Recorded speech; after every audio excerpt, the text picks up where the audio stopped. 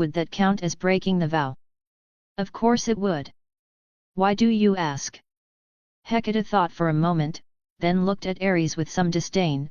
Has Zeus's blood in you finally acted up?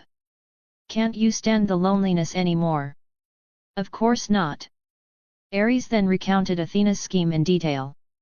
After listening, the moon goddess immediately laughed so hard she couldn't straighten up. That's what you get for constantly provoking her.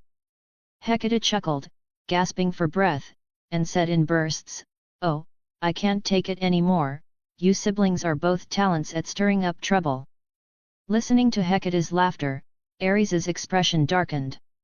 At this moment, he felt like a school bully who, upon discovering that someone he had bullied for years dared to resist him, felt an inexplicable surge of anger. What a malicious scheme, this woman! Ares thought indignantly. She actually wants to seize my virginity. How outrageous! I haven't even found trouble with you yet, and you dare to fight back. God of war, what should I do? The high priest asked hesitantly. This strategy of the goddess, for you, a virgin god, must be quite malicious, right? Should I just muddle through it? No, don't. Athena will definitely kill you if you do that. Ares replied casually. Just continue to execute her plan as she said. I have my own way. This, god of war. Ares responded instinctively, but upon hearing Ares's reply, the high priest was suddenly moved for some reason. He said to Ares, God of war, you are the creator and protector of all humans now. I will never regret sacrificing my life for you. Who wants your life? Live well and have more children. Ares scolded, just do as I say. Yes. Not long after giving the order, outside the cave where Ares's divine power clone was imprisoned, a sound of kneeling and worship suddenly came. A human shouted loudly outside the cave. Great Olympus god Athena, pure virgin goddess Athena. Please grant us your mercy and help us overcome this terrible disaster. This sound also attracted Typhon's attention. The latter sat inside the cave, listened for a while, and then smiled at Ares. Listen, those mortals outside still don't know that your Olympus gods have either been defeated or fled. Watch me go out and scare him. With that, the tall and terrifying giant stood up, stretched his arms, and then walked out. Ares heard human screams of terror from outside, and Typhon's terrifying laughter. But then, there were faint sounds of conversation. After a moment, Typhon walked back into the cave, then looked at Ares with a thoughtful expression. What are you looking at, you horse? Facing Typhon, Ares, as always, displayed the chaotic nature of the god of war, roaring as he gripped the bars of the birdcage. Good, good, you suit my temper very well. Facing Ares's curses, Typhon showed a satisfied smile. You are much better than those cowardly runaways. You are worthy of becoming a new god under me. Don't even think about it. Ares roared upon hearing this, I am forever loyal to Olympus. It doesn't matter, I don't care about your opinion. Typhon sat cross-legged on the ground at his leisure, then propped up his chin and said, I heard humans say that you seem to have sworn to your mother that if a woman breaks your virginity, your power will diminish to a level inferior to even a main god. But don't be afraid, I will use my power to reshape you into our form then. You will gain a new life. I remember I have a daughter, I'll let you be her husband then. You. Ares showed disdain, looking at your barbaric appearance, your daughter probably isn't anything tasteful either, is she? With your looks, you still want to be new gods? I tell you, being a god isn't just about having power. Do you know how to distinguish the bloodline of a hound from a horse? Do you know what style and color of formal wear you should wear at a god's banquet? Do you know how much money it takes to maintain a chariot and a mount every year? Can you appreciate music?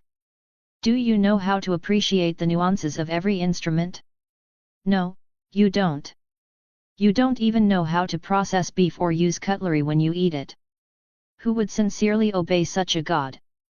Ares's rapid-fire mockery made Typhon dizzy, but his words were actually just sophistry. In this era, not to mention monsters like Typhon, even the gods were not as fastidious as the later Western European nobility. Those things only appeared after the Roman Empire emerged and reached its peak. However, it couldn't be said that these things had no class. After all, although Typhon didn't understand what Ares was saying, it inexplicably developed a yearning for them. So it slapped its thigh and loudly said, "What's wrong? Can't you be a god if you don't know these things?" "Yes." Ares glared at Typhon and shouted, "You can't even use a knife and fork, are you worthy?" "Why am I not worthy?" Typhon said, while extending a finger to scratch the top of his foot, "Even Zeus couldn't beat me. Look, look, what good are these things to you? You still lost to me anyway." Tisk seeing Typhon's utterly uncouth behavior, Ares clenched the bars of the birdcage, his arms and forehead covered in bulging veins. He seemed unable to bear Typhon's actions any longer, and stomped his foot, shouting, "Damn it, this is a disgrace! An absolute disgrace! Get over here, I'll teach you how!" "Hey!" Typhon curiously leaned closer to the birdcage and asked, "How?" "First, find a cow." Ares roared, "We'll start from the very beginning. I'll teach you how to make a medium-rare steak." The next morning, outside the cave where Typhon resided, a massive monster also arrived. Its body resembled a giant dog, but it had 9 enormous snake heads. This monster came to the entrance of the cave, then prostrated itself on the ground, its body slowly shrinking to a height that matched the cave's. Then it slowly crawled inside, and at the same time, the largest of its 9 snake heads opened its mouth and spoke in human tongue, "Father, I'm here. Where is the husband you mentioned?" The snake monster called out, but no one responded, which made it a little strange. So it slowly crawled deeper into the cave, and then, the sight that appeared before its eyes greatly surprised it. Its incredibly violent father, Typhon, was now sitting obediently on the ground, head bowed, listening to something. And in front of him, there was a tall, strong and incredibly handsome male deity, gesturing at him, yet Typhon was not angry. Instead, he was as docile as a student in front of a teacher. In its sharp-clawed hands, it held a pair of exquisite knife and fork, and in front of it was a silver platter. On the platter was a fragrant steak, drizzled with delicious sauce, and Typhon was carefully cutting the steak on the plate with the knife and fork in its hands, as if handling something fragile. This sight left the snake monster stunned. After repeatedly confirming that it wasn't dreaming, it finally choked out, "Father, what happened to you? Has your mind been damaged by Zeus?" You're here, Hydra." Hearing the snake monster's voice, Typhon, who was diligently trying to eat the steak with elegant movements, put down his knife and fork. He turned his head and showed Hydra a ferocious smile, then continued, "Come, come, come, take a look. This is the husband I chose for you. What do you think?" Upon hearing this, Hydra's 9 snake heads stared at Ares for several seconds, its forked tongues flicking in and out, and then it nodded in satisfaction, "Fragrant, truly fragrant. He must be very delicious." "Right." Typhon let out a laugh like a volcanic eruption, "Just you wait, when I find that empress, I will marry Hera, and then your wedding will be held together with ours. Let the world know that we are the true rulers of this world." "Humph, idiot." Upon hearing Typhon's words, Ares let out a disdainful laugh, "What's so good about Hera? She's already Zeus's worn-out shoe, and you're actually planning to make her your empress? You truly have no taste." Hearing Ares's words, Typhon was not annoyed. He retorted, "Then who do you think is worthy of being my empress?" "That would naturally be Athena." Ares shouted without hesitation, "You wouldn't understand, Typhon. Athena swore a virgin's oath to the restraining force, a woman even Zeus can't obtain. Furthermore, she is the officially designated next successor of Olympus. Athena is the future god king. Chapter 74, Chapter 72. You are crazy. Are all females your wives? Even though Typhon had power no weaker than Zeus, his knowledge was still too shallow for Ares, a soul from the era of information explosion. After being created by Gaia, Typhon either slept in his nest within Tartarus or mated with his consort Echidna. Although Gaia had instilled in him some basic common sense of this era, his knowledge could be said to be even inferior to that of humans of this era. So, very quickly, under Ares's provocative words like, "A son should be like Apollo, a wife should be like Athena," Typhon was soon thoroughly misled. He shifted his target from heavenly Queen Hera to Athena, who was still hiding on Olympus. His original plan was to slowly find his defeated subordinate on the ground, then go to Egypt, capture the fleeing gods, and finally, with their support, lord over Olympus and seize Zeus's throne. But now, under Ares's influence, his primary goal became to first seize Athena on Olympus and take her as his wife. So, early the next morning, Typhon left his daughter Hydra in the cave, instructing her to guard his future husband Ares. He then set off alone, continuing towards Olympus. Around noon, Typhon returned, carrying a birdcage. Inside, imprisoned, was Ares's dear virgin sister, none other than the goddess of wisdom, Athena. The father of all demons entered the cave, placed Athena's birdcage next to Ares's birdcage, and then sat down in front of her, saying to her affectionately, "Wife. Who's your wife?" Athena retorted angrily, "Are you crazy? Is every female your wife? Just accept it, my sister," Ares advised kindly from the side, "he is the new god king, you can't defeat him." "You shut up!" Athena glared at Ares. Originally, according to her plan, Typhon should not have focused his main target on the deserted Olympus. But this morning, the giant suddenly attacked the mountain while the Olympus guards were still asleep. The goddess of wisdom hastily met him in battle but was no match for the father of all demons and was immediately captured. But she also hadn't expected that the monster's main target seemed to be herself. After capturing her, Typhon ignored the servant races on Olympus and immediately turned back to this cave. Moreover, he looked at her with eyes full of lust and possessiveness, making her feel utterly disgusted. Now, upon seeing Ares, Athena knew full well that all of this was the result of Ares's manipulation behind the scenes. The goddess of wisdom stared at the god of war, revealing a cold sneer. "Humph, as I thought, you've always been pretending to be foolish, Ares. This time, I've finally caught you red-handed." "What are you talking about? Are you saying I'm foolish?" "Hey!" Ares pretended not to understand Athena's words and loudly replied. "He came to ask me who the most desirable woman on Olympus was. Am I, such a clever person, supposed to pretend I can't answer?" "Go ahead and pretend," Athena glanced at him. "Do you think just because you've brought me here, I have no way out?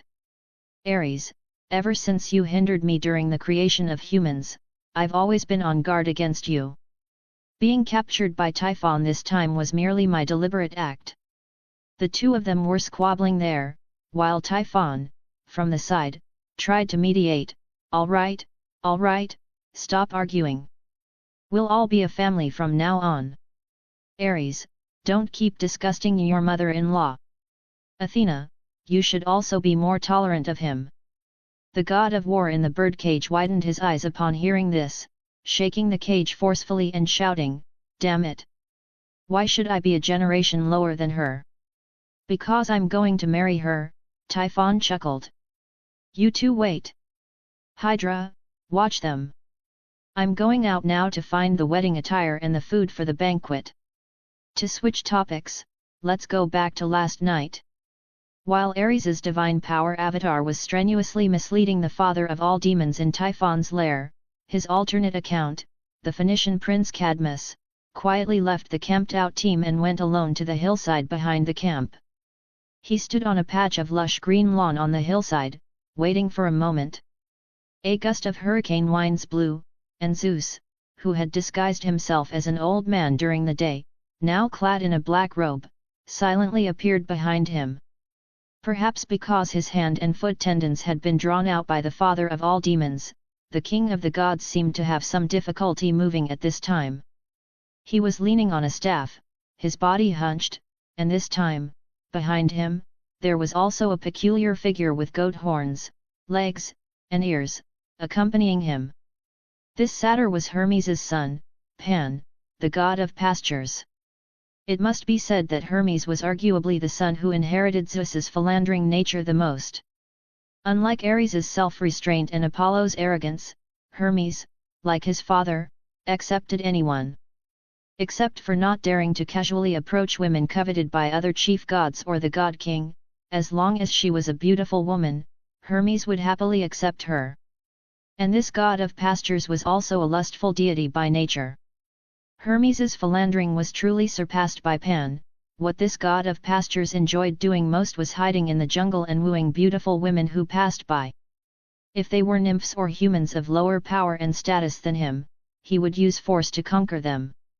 But if they were goddesses of higher power and status, he would devise underhanded methods to entice and deceive those goddesses, truly an epic scoundrel.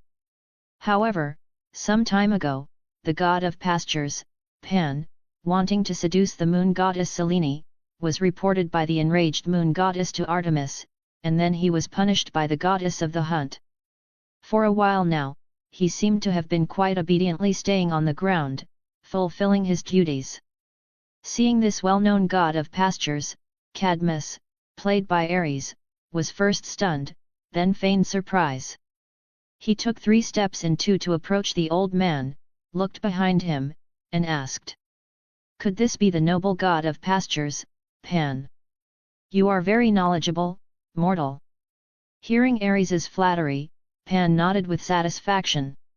"Even the noble god of pastures must serve as your attendant." Ares looked at the old man played by Zeus again with surprise, and asked, "Please, who exactly are you?" "Hee, young man, you are very good, courageous, kind, and discerning." Zeus patted Cadmus's shoulder and praised, "Since you have come, I will not hide it from you. I am indeed the ruler of this world, I am Zeus, the king of all gods." After speaking, he slightly released a trace of his divine power, and his whole being suddenly shone brightly, illuminating the lawn. Ares also cooperatively knelt directly on the lawn, bowing his head and saying, "So it is the god king, my apologies for the disrespect. Rise, Phoenician Prince Cadmus." Zeus withdrew his divine power, extended his hand to help Ares up from the ground, and then said to him, "Are you willing to do something for me? After it is done, I will make you a world-renowned great hero." Chapter 75, Chapter 73 How about playing flute for me? Ares, who had already planned this, naturally hit it off with Zeus when he heard his request. Ares himself was very familiar with the way mortal heroes received divine help, as he was the one who passed this method down to the first humans of the heroic age. So, following the procedure, Ares, as Cadmus, first swore eternal loyalty to the Olympus gods, then swore to forever keep the secret of Zeus, the king of gods, being defeated by Typhon, ensuring Zeus's invincible and majestic image in front of mortals. Only then did he begin to accept the task given by Zeus. Zeus commanded Pan, the god of shepherds, to summon a herd of cattle. He then disguised Ares, playing as Cadmus, as a shepherd boy and had Pan teach Ares the skill of playing the flute. Afterwards, Zeus had Ares drive the cattle, pretending to be a shepherd boy, to the outside of the cave where Typhon was temporarily residing. When Ares's Cadmus arrived outside Typhon's cave, inside the cave, Typhon had already gathered all the necessary items for the wedding. He forced Athena and Ares's divine avatars into beautiful gowns, and placed beautiful wreaths on Hydra's largest snake heads. Then, he shrunk his enormous body and squeezed himself into a robe stripped from some king. Having completed all this, he directly released Athena and Ares. Confident in his own strength, Typhon didn't even put shackles on the 2 main gods, letting them move freely in their formal attire. Then, he forcibly led Ares and Athena to the open ground in front of the cave.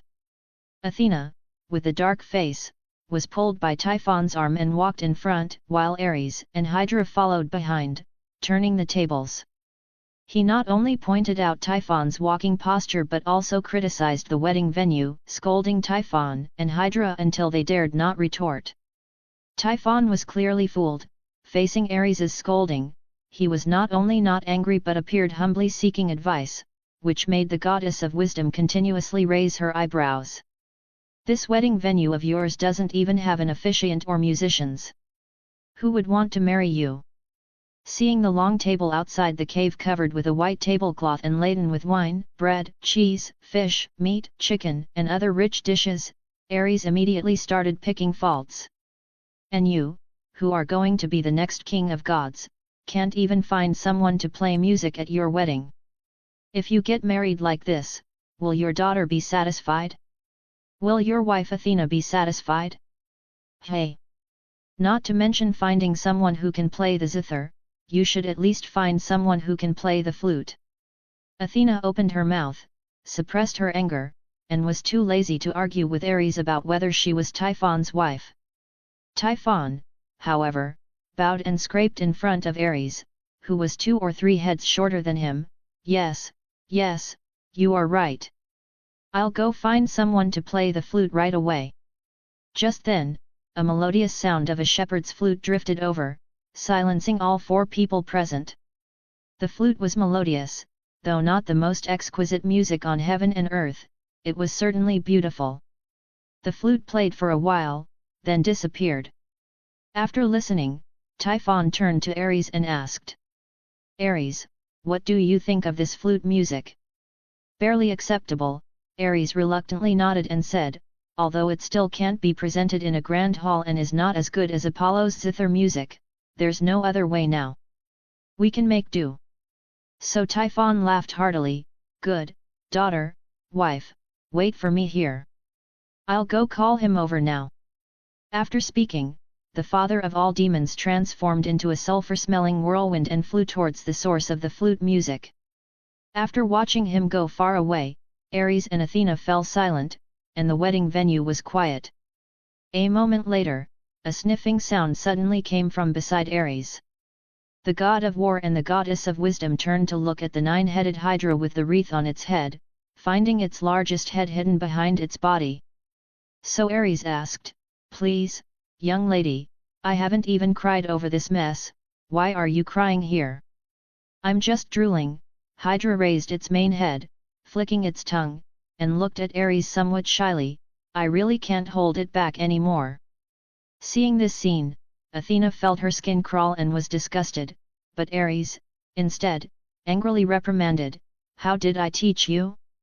Reserve, elegance, class.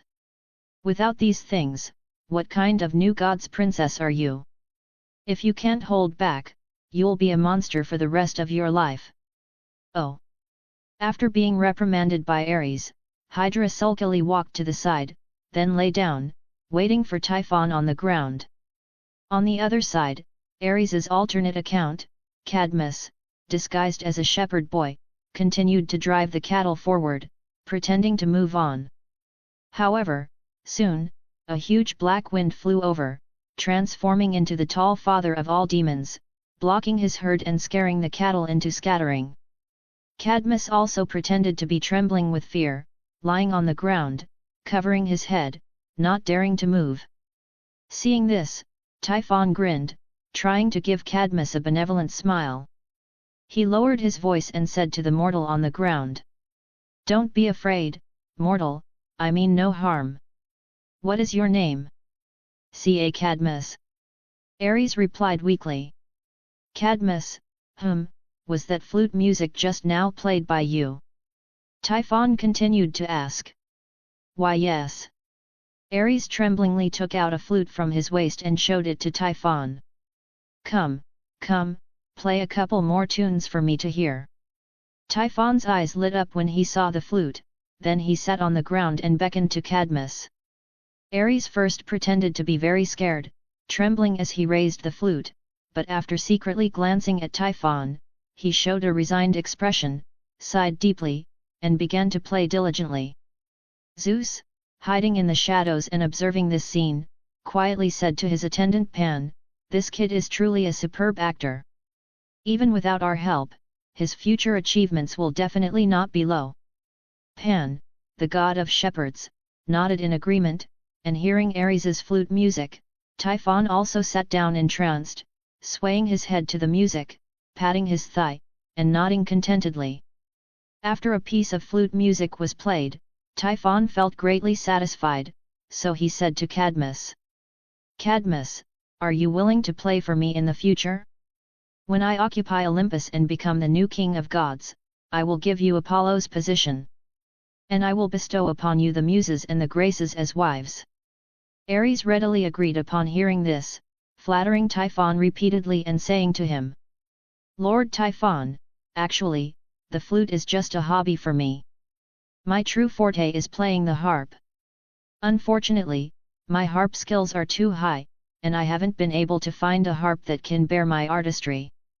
If I could get the tendons of the gods from heaven as strings, I would definitely be able to play more beautiful music for you than Apollo." "Haha, that's great." Typhon laughed heartily when he heard this.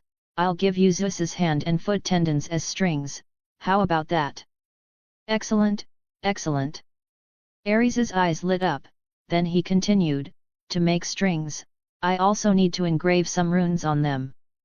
Please help me, Lord Typhon." Hearing his words, Typhon directly waved his hand and said, "No problem, no problem. Just tell me what runes you want engraved." Chapter 76, Chapter 74 Your mother is running away. Just as Typhon was utterly bewildered by Ares's Cadmus avatar, in front of Typhon's cave, Ares's divine power avatar suddenly noticed a surge of magical fluctuations emanating from the goddess of wisdom, who had been standing beside him.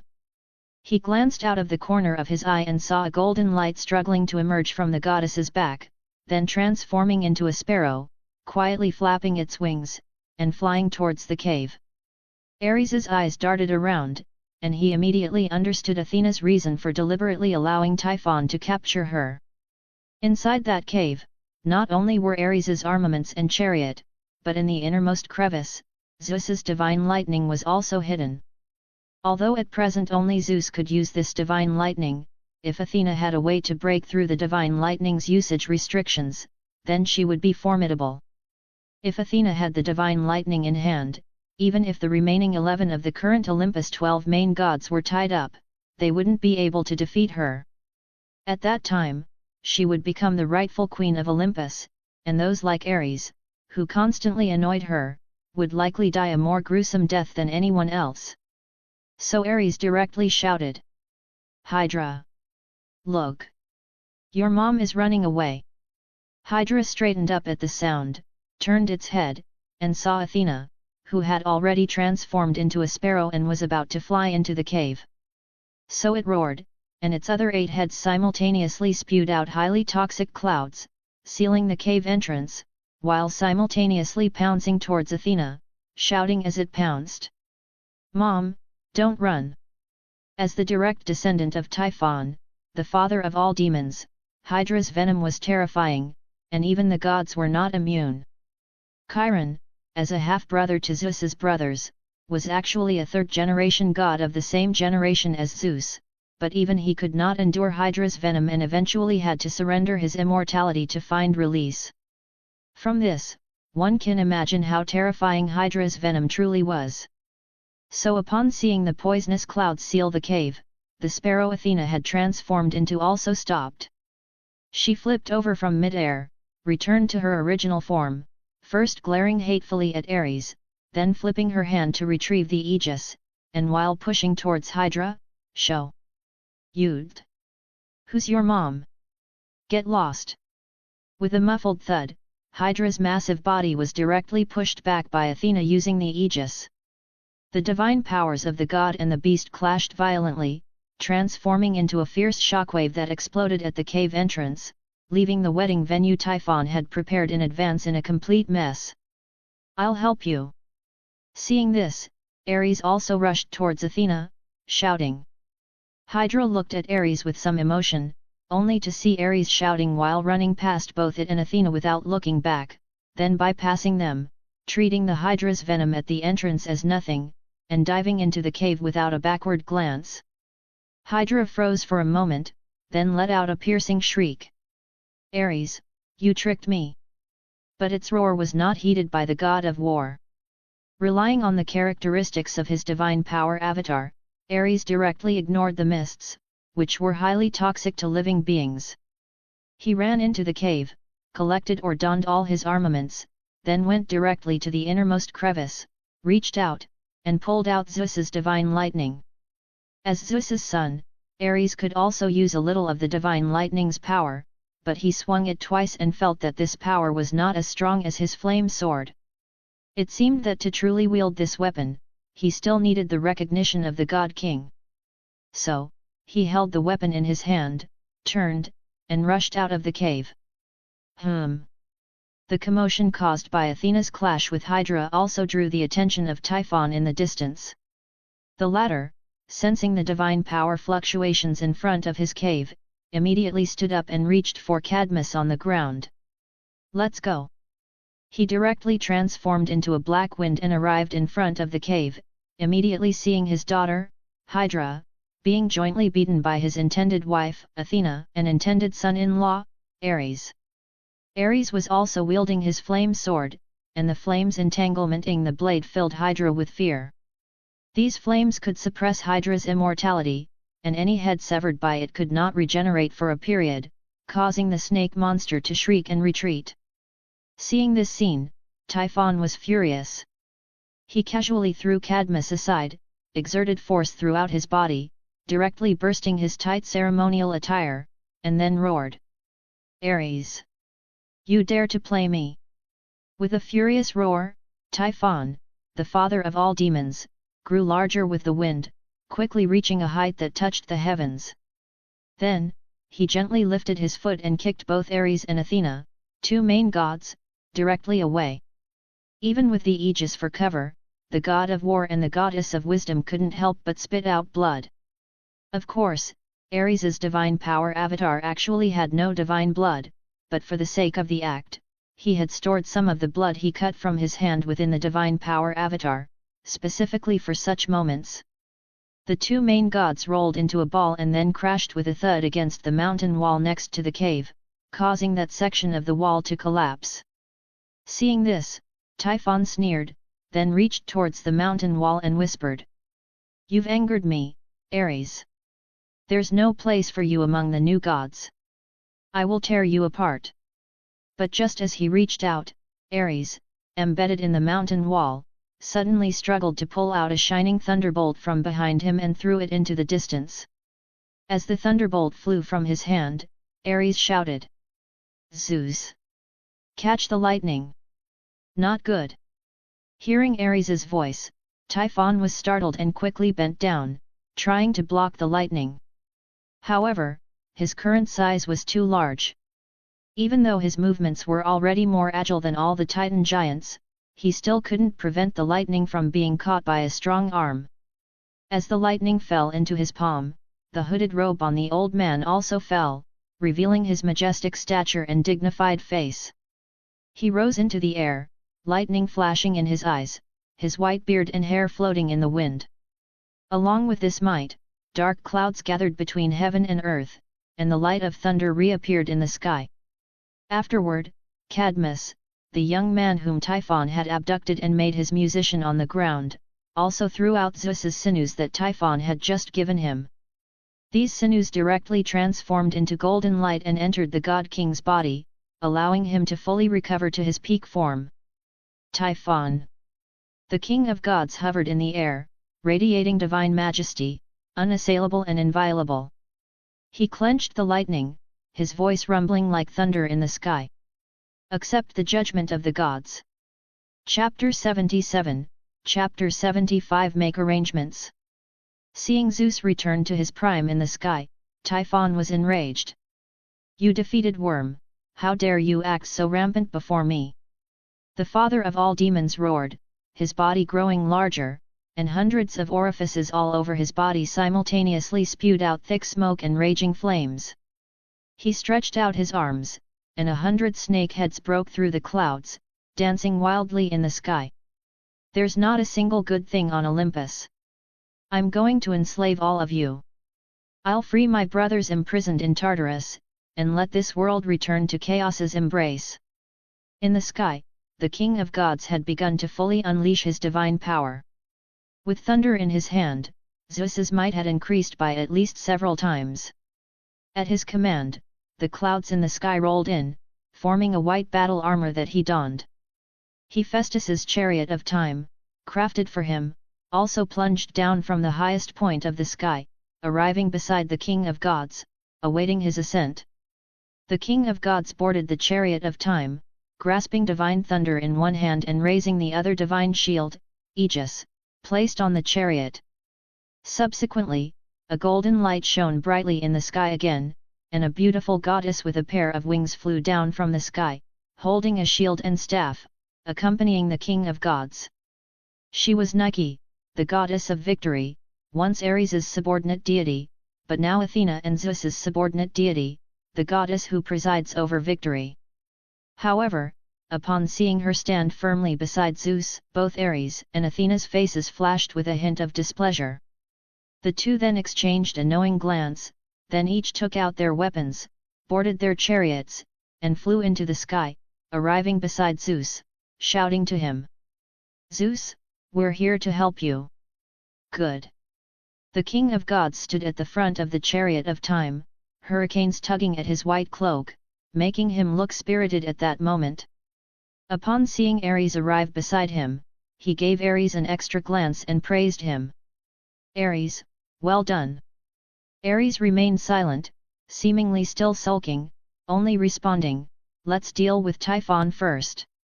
Zeus smiled, not minding his reaction, and focused intently on the great enemy below him. The most terrifying monster in the Greek world was already taking giant strides, beginning to run across the land. With a single step, he could cross the distance of a country, and in just a few steps, he had already reached the extreme northern end of the world, which was covered in vast white snow. Upon arriving there, the heat from Typhon's body caused large snow-capped mountains to melt and avalanches to occur, but he remained oblivious, bending down to tear a huge ice river from the earth. He then held it in both hands, whipping it like a lash towards the three main gods in the sky. Ares and Athena each dodged to the left and right, while Zeus, with divine thunder in hand, showed a hint of disdain.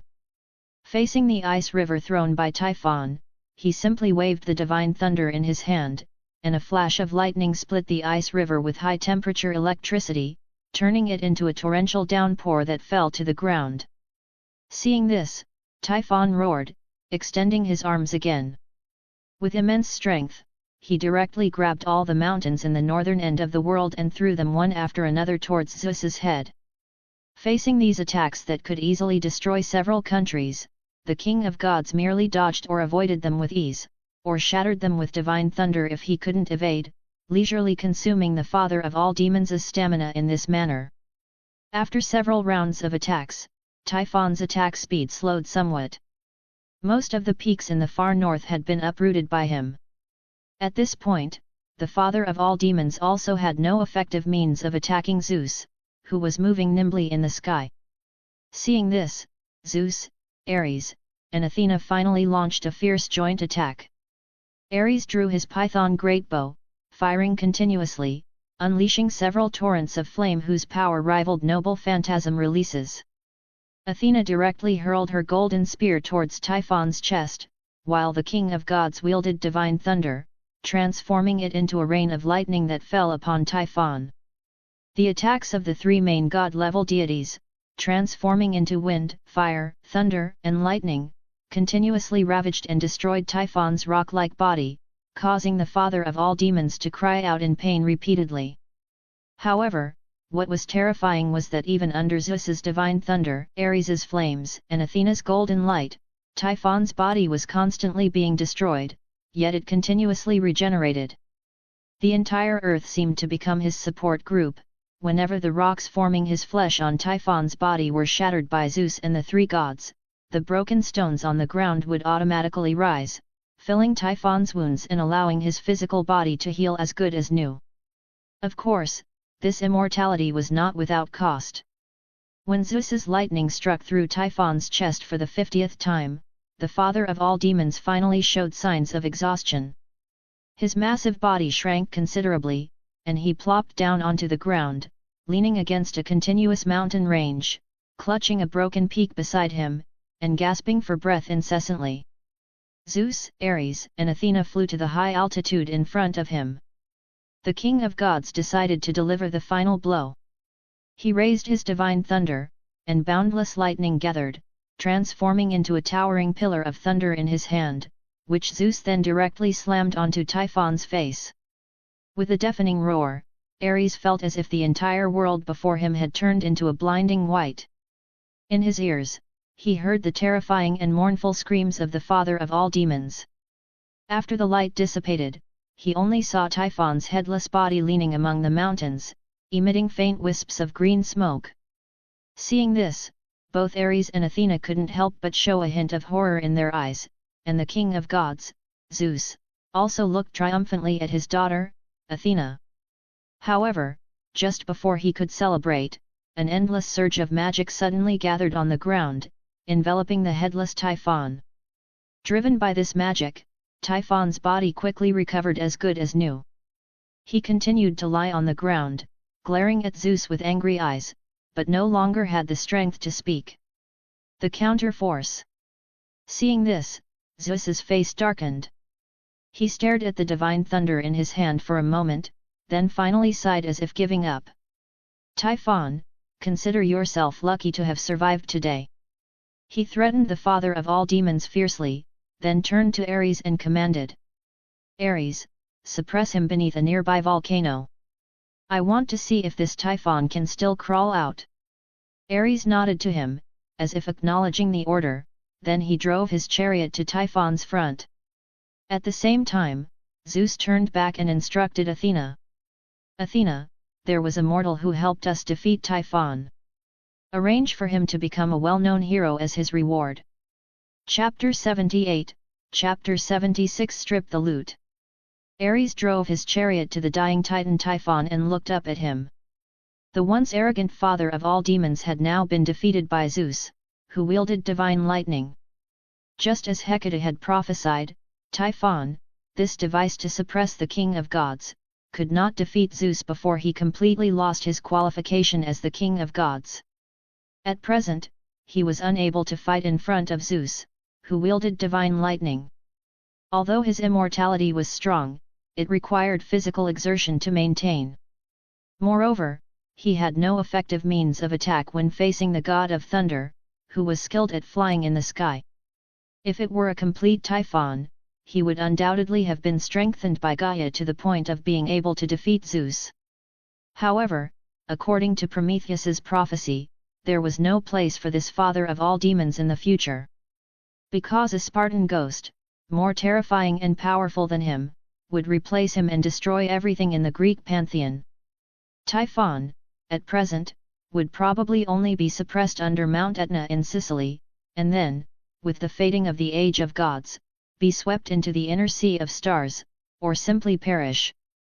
But then again, since he had come all this way, Typhon was, after all, the father of all demons, who had birthed so many terrifying monsters, even those capable of threatening the main gods.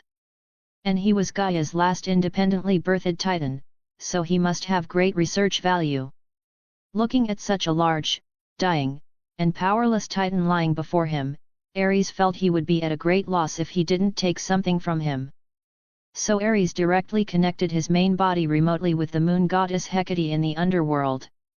Upon hearing Ares's request, Hecate naturally would not refuse.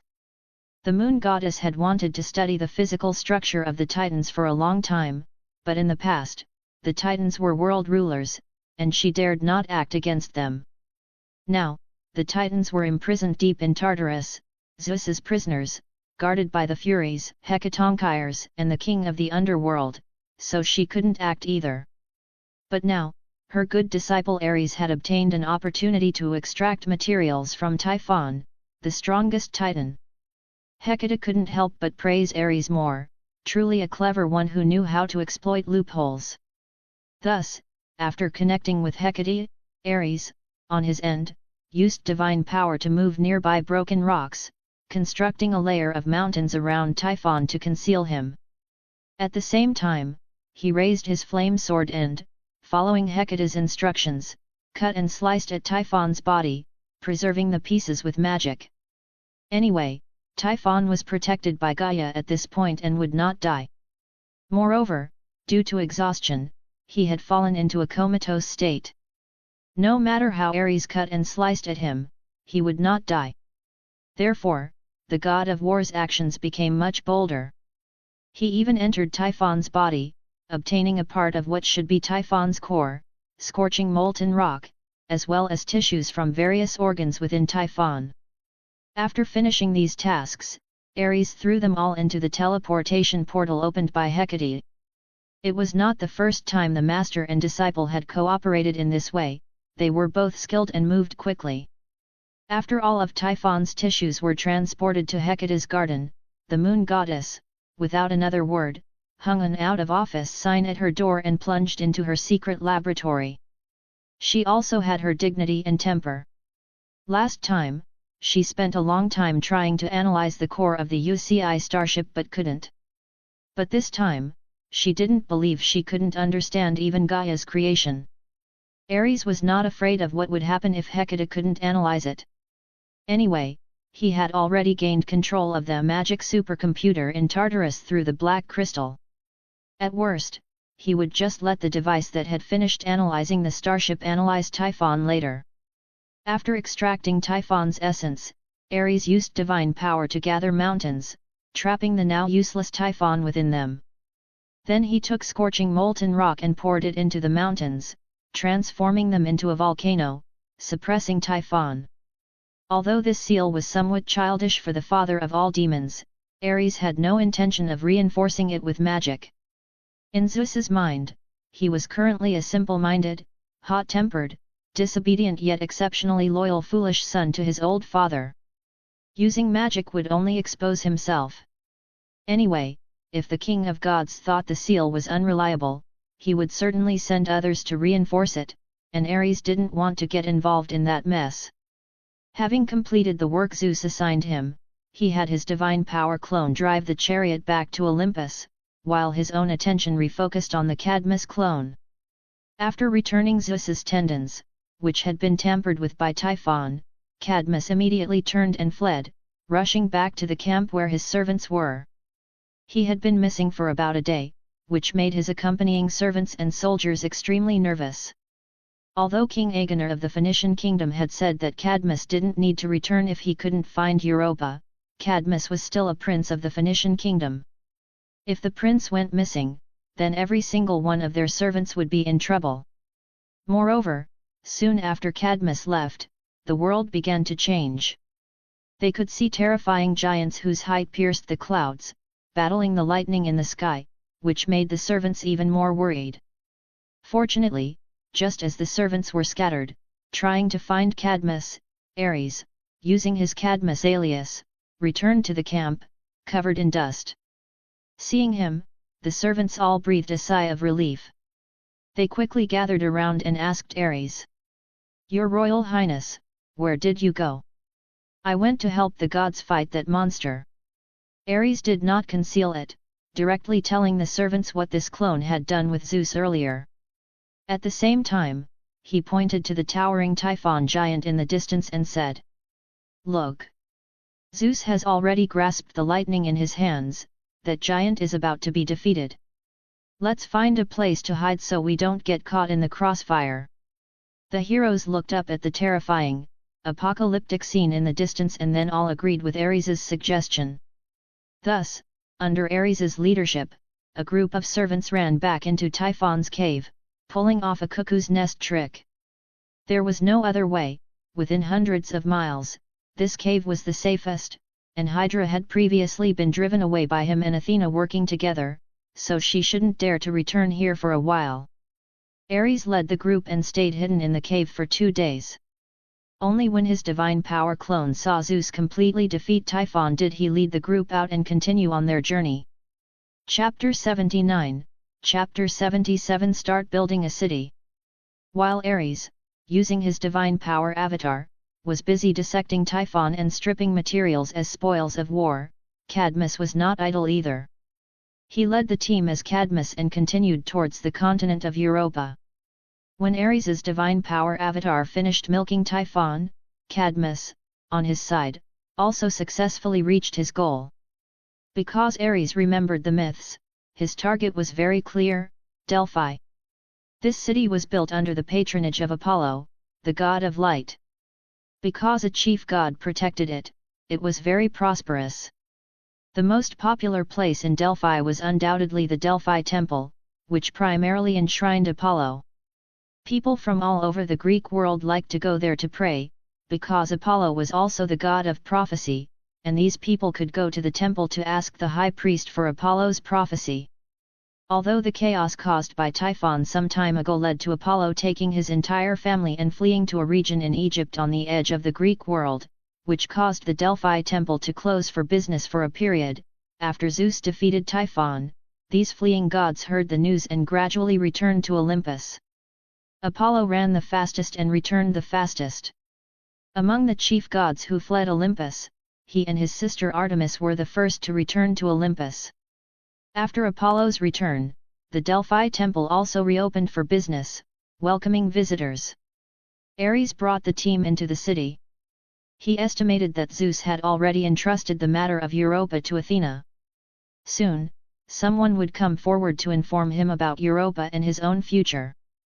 Ares also made up his mind that if no one came by then, he would go to the Delphi temple himself and ask his good brother Apollo for a divination. As expected, when Ares and his servants arrived in Delphi and had just found a place to settle, a priest from the Delphi temple came to find him, saying that the high priest of the Delphi temple had a divine prophecy to give him.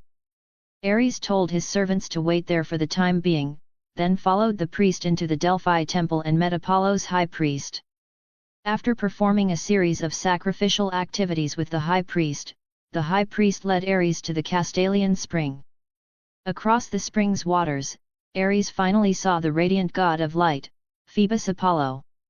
After several days apart, this chief god, who was the first to flee to Egypt, still looked majestic and handsome, showing no signs of his inglorious experience of cowardice before battle. Ares envied Apollo, who was born with the talent of a method actor. His switching of expressions, demeanor, and temperament was seamless, not even needing to be learned. He knew that to deceive the gods, he had practiced these aspects in Hecate's garden during his free time and was often ridiculed by his unscrupulous teacher. However, now, behind a layer of Cadmus skin, Ares couldn't casually walk up and pat Apollo's shoulder as he usually would. The moment he saw the chief god appear, he immediately adopted a devout posture and bowed to Apollo. "Great Apollo, I have come to seek a prophecy." I already know your purpose." Apollo nodded gently, revealing a smile, acting like an omniscient deity. "Your sister Europa has become the consort of the king of the gods. She will spread her lineage on another continent and become the ancestor of humanity there. You no longer need to search for her." But, Ares immediately frowned, appearing very worried but not daring to speak directly, saying, "When we left Phoenician, the Phoenician king demanded that we must find our sister, otherwise we cannot return. So now I can no longer go back. It's all right. You helped Zeus defeat Typhon, and the gods will not forget your achievements." Apollo said to Ares, "Take your team, leave from here, and head west. There, you will encounter a cow in a solitary pasture. This cow has not yet been yoked, and it will lead you forward. When it lies down to rest on the grass, you can build a city there and name it Thebes. This city will become your dwelling place." "I understand." Ares, with reverence, thanked Apollo again.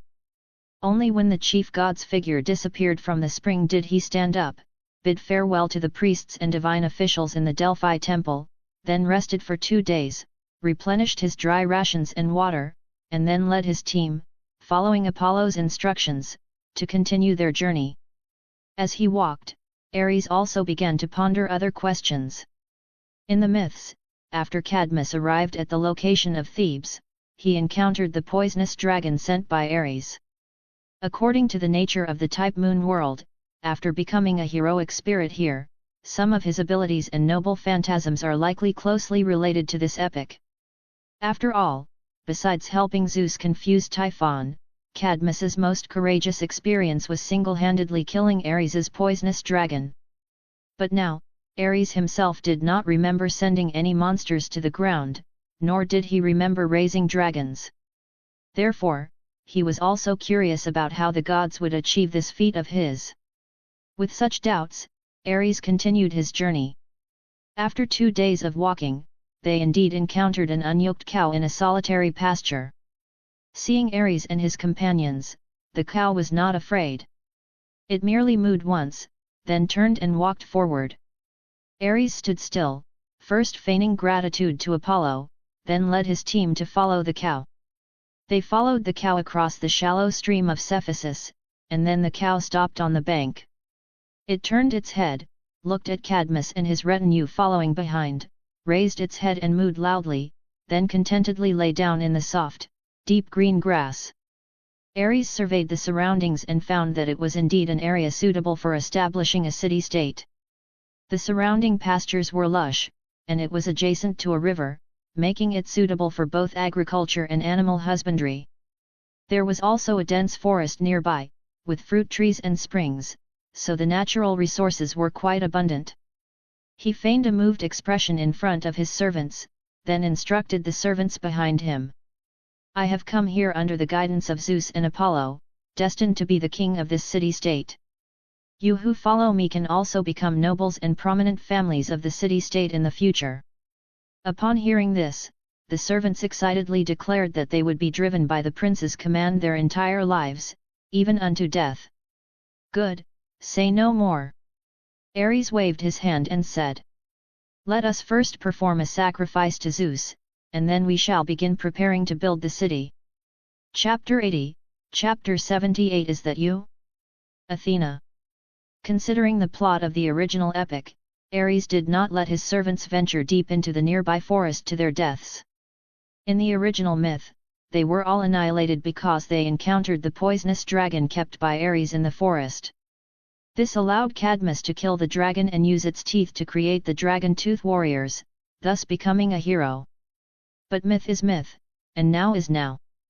These servants had followed him all this way, and he was not some great villain. He would protect them if he could. So, he first led these servants to search nearby and successfully found a village. Using the supplies they had bought from Delphi, they exchanged them with the villagers for 2 oxen. During this process, Ares casually asked, "Excuse me, do you know where there is clear spring water nearby? I wish to obtain some pure water to make a sacrifice to the Olympus." "Clear spring water? As for spring water, there is one deep in the nearby forest, but..." At this point, the villagers' faces showed a look of hesitation. "But what?" Ares quickly pressed. "There's a poisonous dragon in that forest." Several villagers looked at each other, and finally, an elder said tremblingly, "Whenever there's famine, and food in the forest is scarce, that poisonous dragon will crawl out and devour nearby livestock, or even living people. It has 3 snake-like tongues, a body like a giant python, 3 pairs of wings on its back, and the poisonous gas it spits out can directly turn 10 or so people's bodies into pus." "A poisonous dragon?" Ares slapped his thigh and said to the villagers, "What's so scary about that? I have received Ares' blessing and have come here under the guidance of the Olympus. I am destined to establish Thebes and become its king. A poisonous dragon causing trouble in my territory? Don't be afraid, I have a noble phantasm bestowed by Ares. Today, I will go and slay it." After speaking, he deliberately showed the villagers the staff with intertwined snakes and the curved hook sword he had given himself, to display his power. However, upon seeing his weapons, the villagers did not show reverence. They continued to advise, "You'd best not go. This area isn't bad, and in the past, many heroes blessed by the Olympus have come here. But do you know why that poisonous dragon is still alive? Because it is a pet kept by Ares. Those heroes didn't dare offend Ares, so they all went around, pretending not to see this grassland." Nonsense! Hearing what the villagers said, Ares suddenly raised his voice and shouted. "How could my lord Ares release such a dangerous beast onto the earth to harm humanity?" His stature was tall, his voice was loud, and with the noble phantasm gifted by Ares hanging at his waist, he naturally exuded an aura. The villagers were startled by his shout and immediately became afraid, quickly explaining. "Sir, we didn't mean to insult Ares. Perhaps this area was originally Ares' pasture, and we moved here without permission, which is why we are devoured by the poisonous dragon. It's not Ares' fault, it's ours." Ares looked around and immediately saw some dared not speak their anger in the villagers' eyes. How could he not understand? It was clear that a deity was secretly slandering him behind the scenes, lowering his prestige among humans. Looking around at the Olympus, there was only one god with both the motive and the courage. "Is it you, Athena?" After pondering for a moment, Ares made a decision in his mind. He deliberately showed a thoughtful expression, then paced back and forth several times under the villagers' gaze, before striking his fist and revealing a look of sudden realization. "Ah, I understand. This is all the will of that Great One. He guided me here and placed the poisonous dragon here. It's clearly a test from that Great One for me. Only by killing that poisonous dragon can I be worthy of establishing a city-state here." This. The villagers looked at each other, feeling that what Ares said seemed to make some sense. "Don't worry, everything is sorted out." Ares waved his hand at the villagers. "I'm going to confront that poisonous dragon now and slay it to rid you of this menace."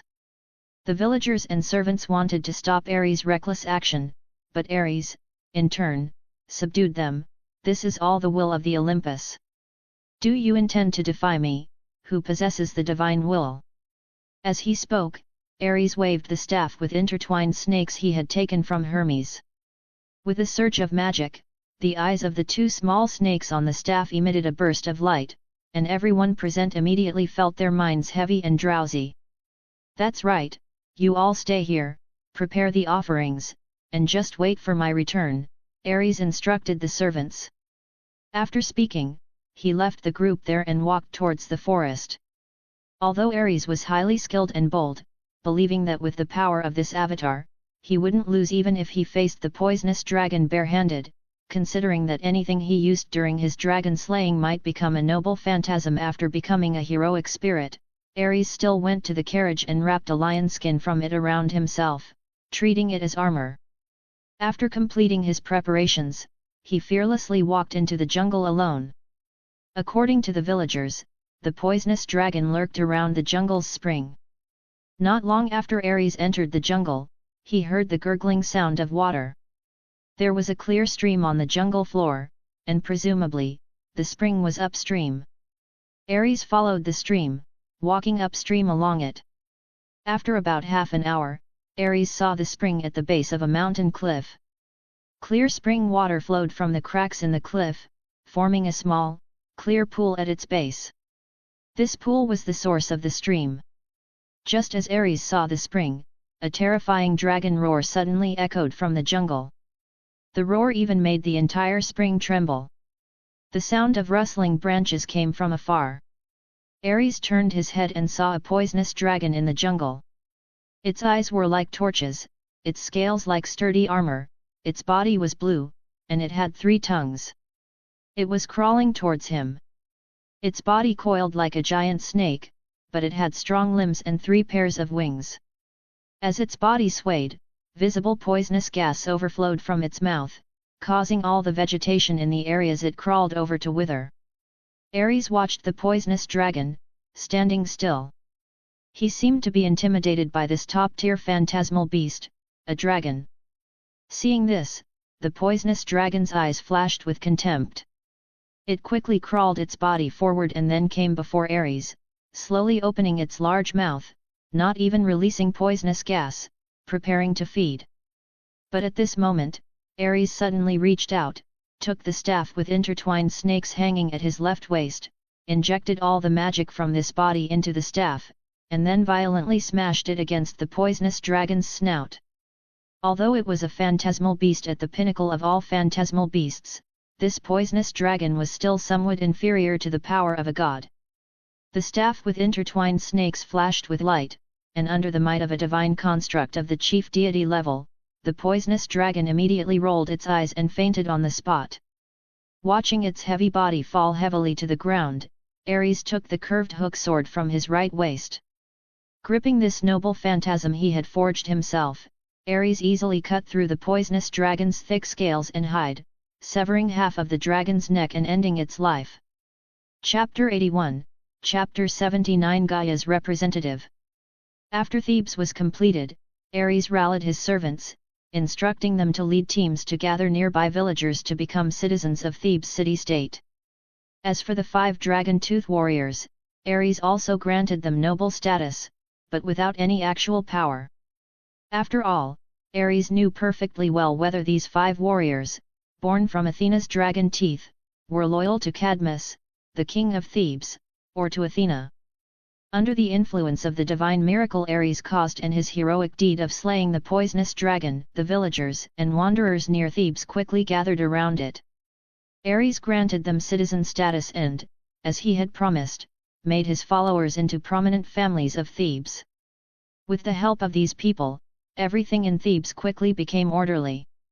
The moment she handed Thebes over to Ares, Athena quietly left. When order was first established in Thebes and Ares's avatar became king, the goddess of wisdom returned to the city, bestowed some praise upon him, and then said, "As a king, you cannot be without a queen. You previously helped Zeus defeat Typhon, so the gods have decided to bestow a goddess upon you as your wife. Which goddess do you prefer?" Seeing Ares's gaze on herself, Athena added, "Of course, you cannot choose virgin goddesses or goddesses who already have husbands."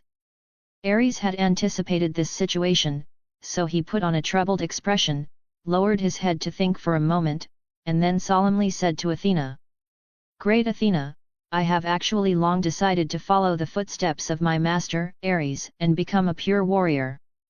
Therefore, I do not desire a queen or anything of the sort." Athena frowned slightly, emulating Ares brings no benefit to a king. Ares is immortal, but you have a limited lifespan. When you die, who will inherit Thebes if you have no heir? At that time, I will perform a sacrifice, ask for the gods' opinions, and follow the divine will to choose my own child."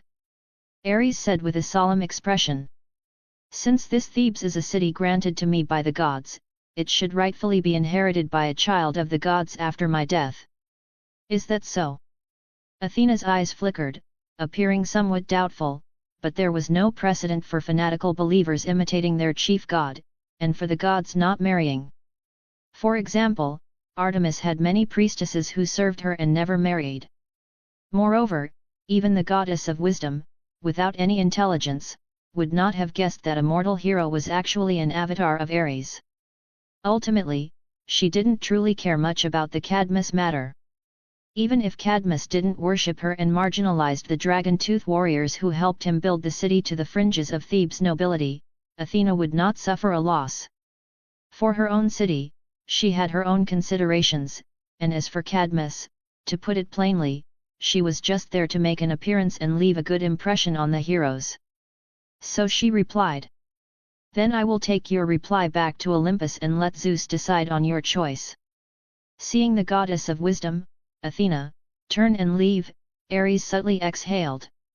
He knew that given Zeus's temperament, he would certainly agree to his request.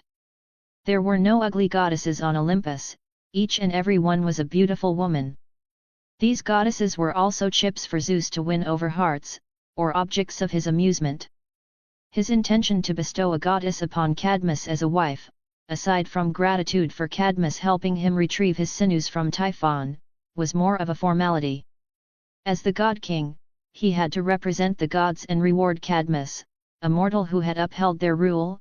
Otherwise, the gods' dominion over mortals might be difficult to maintain in the future. But if Cadmus himself voluntarily rejected the gods' goodwill, then Zeus could not be blamed for being stingy. On the contrary, Zeus would gain a reputation for generosity among humans without even having to give a goddess, which was practically a free ride. However, the moment Athena turned to leave, something unexpected happened. Ares first saw the goddess of wisdom suddenly stop in place, but after he questioned and called out to Athena, he found that Athena did not respond. After careful observation, he realized that at some unknown point, he had entered a state similar to time stopping. Not only Athena, but everything in Thebes was frozen in that instant. What's going on? Just as Ares was surprised, wondering if he had awakened some terrifying superpower, he suddenly saw a woman, draped in a white headscarf and wearing a white gauze dress, slowly walk in from outside the palace doors. Who are you? Seeing this uninvited woman, who exuded an inexplicable aura, Ares felt a surge of vigilance and asked. The woman slightly raised her head, revealing her beautiful face beneath the white headscarf, and her golden eyes. Cadmus, or rather, Ares. She parted her crimson lips and spoke in an ethereal voice.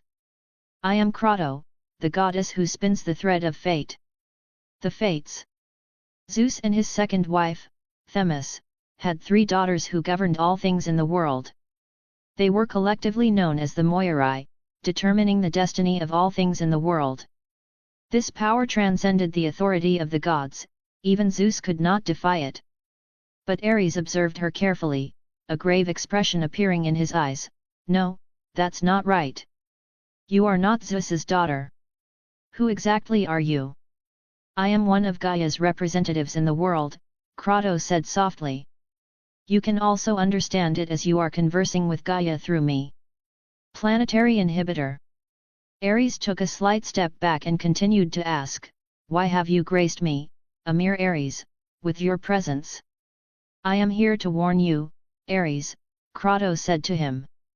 Since you have intervened in the destiny of the Greek hero, Cadmus, king of Thebes, you must obey your fate, marry Harmonia and bear 2 daughters, Semele and Ino. At this point, Ares understood the purpose of this representative of the inhibitory force coming here.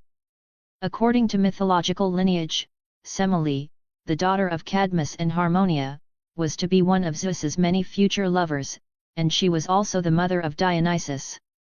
This chief god, unlike Ares and Aphrodite's less significant children, would be one of the future chief gods of Olympus.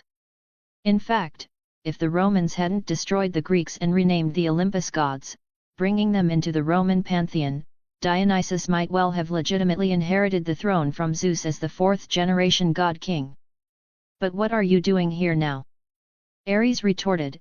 Ares has already sworn an oath not to unite with the goddess of beauty, Harmonia hasn't even been born, and Semele is out of the question.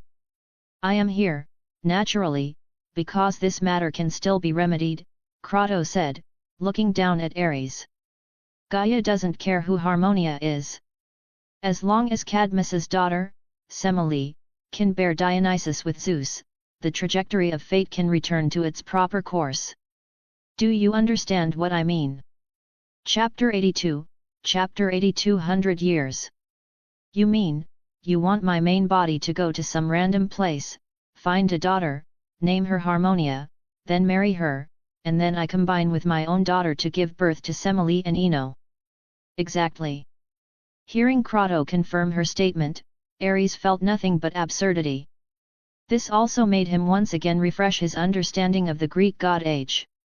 Before, he only found it chaotic in myths, and after Ares himself came here, he had always kept his distance from the chaotic ethics of the Greek gods. However, now, a daughter of Zeus, who theoretically should be considered his sister or half-sister, was forcing him to marry his own daughter and have children. Yes, neither Kratos nor Gaia behind her had human ethical concepts. I won't even mention the issue of you making me sleep with my own daughter. Ares deliberated for a moment, suppressed the emotions in his heart, and asked Kratos calmly, since you are speaking on behalf of the suppressive force, you should also know that I have already sworn an oath to Gaia. Once I combine with other females, my divinity and divine power as the god of war will weaken to their lowest point, inferior even to a secondary god. Yes, I know that. Kratos nodded. Then you still want me to have a daughter with my daughter? Ares widened his eyes and asked, do you think I'm really an idiot, or what? If I really combine with a female and my divinity and divine power weaken to the extreme, wouldn't Athena and Zeus play me to death? If you do not obey the arrangement of fate, Ares, the only path awaiting you is extinction. Kratos said indifferently. Are you threatening me? Ares took a breath. Gaia, I don't want to break ties at this time. Can you give me a way out? Then go and have a daughter with Harmonia, Kratos replied emotionlessly. But won't I die if I have a daughter? You will die anyway if you don't have a daughter. Ares laughed in extreme anger. So, you came here today to tell me to die, right? How could that be? Kratos said, if you submit to the arrangement of fate, I guarantee you will live safely until the end of the God Age. Your divinity and divine power will weaken, but fate will protect you, you will not be forced to death by Athena and Zeus. And then? At the end of the God Age, I will still die with the era, only to become a record, a history, a myth, staying in the inner sea of stars, waiting for a summons that may or may not exist in the world. Ares said coldly. Moreover, do you really think that life in this world will do anything and abandon anything just to survive? Ares, learning to obey one's fate is the duty of every living being.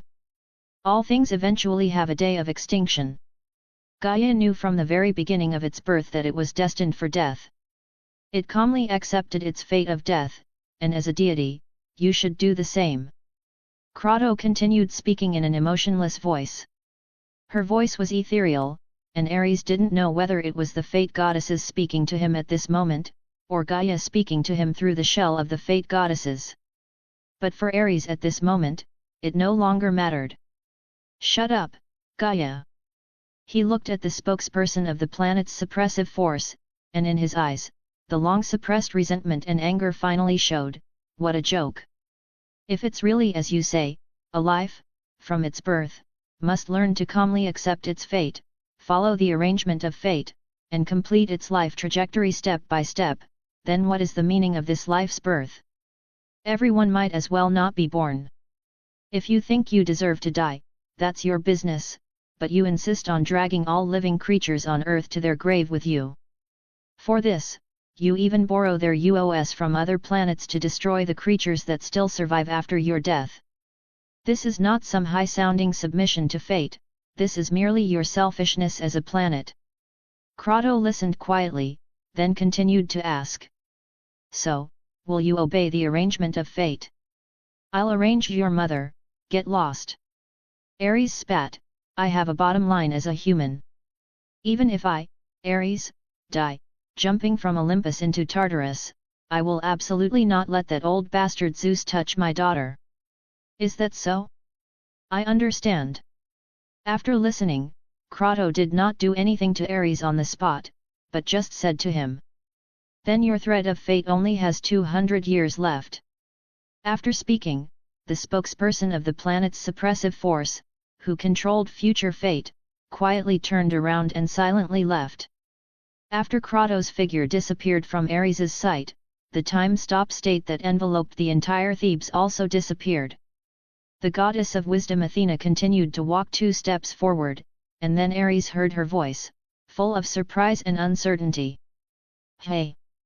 Goddess, what's wrong? Ares suppressed his angry expression and asked Athena. No, nothing. Athena glanced at Ares, shook her head, and left Thebes thoughtfully. She flew all the way up, over the snowy clouds, and returned to the God King's hall on Olympus, telling Zeus about Cadmus's decision. As expected, upon hearing Cadmus's decision, the king of gods praised him greatly and had the god of fire forge him a few treasures as compensation. After reporting Cadmus's work, Athena returned to her own temple, but just as she put down her scepter and sat on her divine throne, a woman wearing a black headscarf silently appeared in her line of sight outside the temple door. Seeing this woman, Athena was startled, because she couldn't sense any aura from this woman.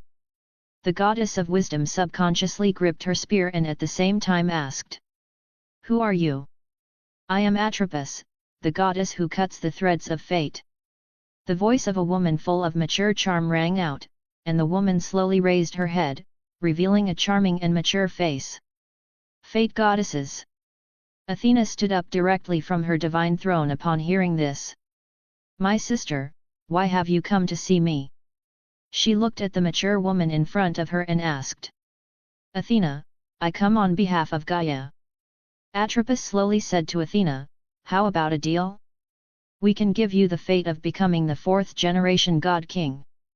Athena was slightly startled in her heart but did not panic. She gazed at Atropos for a while, then softly asked, "Then, what is the price?" 200 years. Atropos extended 2 fingers, 200 years, I want Ares to perish. Chapter 83, Chapter 81 I will fight against fate and defeat it. Within the underworld, after his Cadmus clone fell asleep on the large bed in the Thebes palace, Ares's true body disconnected from the clone and slowly opened his eyes. He looked at his fists, clenching them tightly, feeling the power flowing through his body. It is said that those who practice magnetic field rotation develop a kind of obsessive emotion. Perhaps because of this, Ares reacted so irrationally when facing Kratos, the spokesperson for the planetary inhibitory force, today. However, he did not regret it. He did indeed want to live. Since coming to this world, he had always strived to survive. He endured, he conceded, he learned magic from Hecate, and then he feigned madness in front of the gods all to live beyond the age of gods.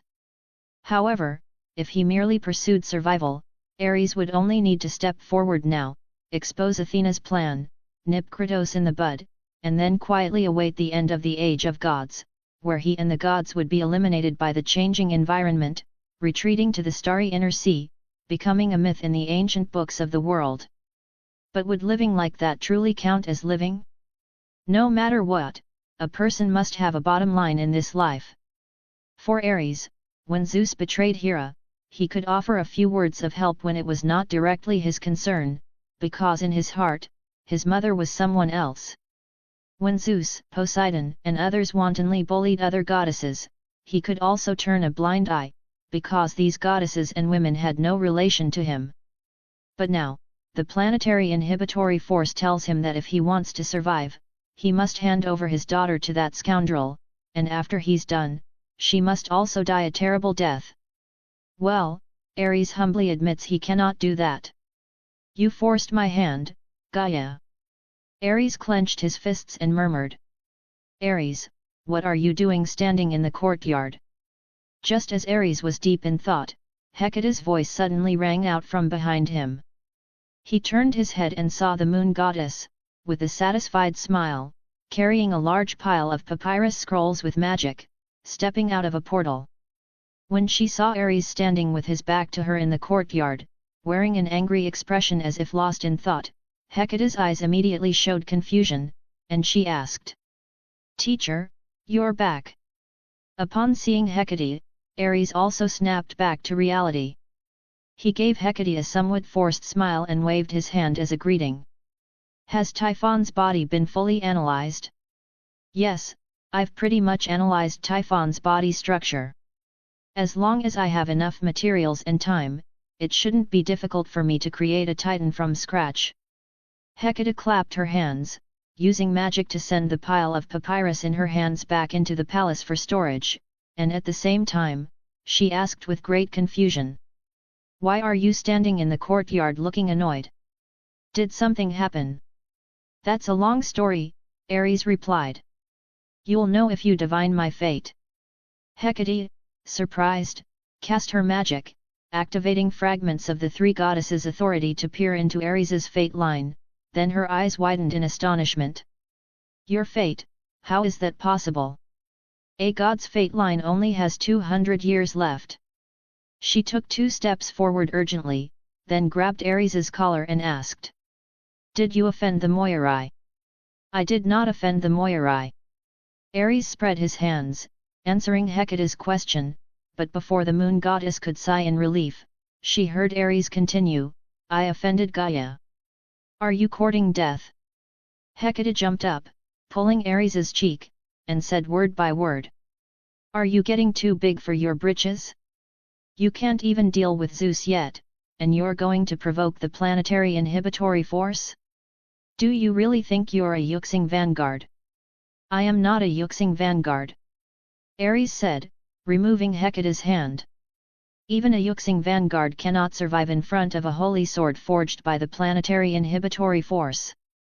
If I want to live, I must be stronger than a Yuxing vanguard. Is this really the time for such jokes? Hecate, uncharacteristically, became angry. With one hand on her hip and the other pointing at Ares's nose, she said.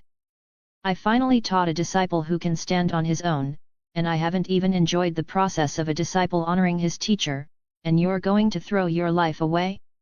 What's the meaning of this? Hey!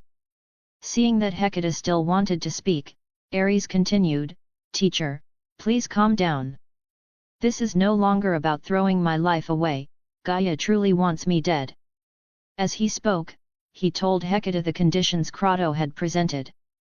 After listening, the moon goddess also remained silent for a long time, then she sighed. Ares, how about this? I've also pretty much analyzed Typhon's structure recently. Just wait for me a bit, I'll make you a new body. You can abandon your power and identity and start anew. How does that sound? No, teacher, thank you for your kindness, but it's not necessary. Ares shook his head and said. In front of Gaia, such small tricks are likely to be ineffective. Moreover, this time, I am not going to yield any further. He stared at the dim sky of the underworld, thought for a moment, and then asked Hecate. Teacher, although it's a bit embarrassing, this time, I'd like to ask for your help. Facing Gaia, my abilities alone are absolutely not enough. All right, I'll help you this one more time. Hecate closed her eyes and thought for a moment, then directly told Ares. That's so decisive. Ares looked at his teacher with some surprise. Anyway, you only have 200 years left to live. Hecate sighed, you are, after all, the first disciple I took. With death approaching, I should at least fulfill my duty as a teacher and try to save you. Ares chuckled at her words, you have a point. Both paused for a moment, then Hecate asked again.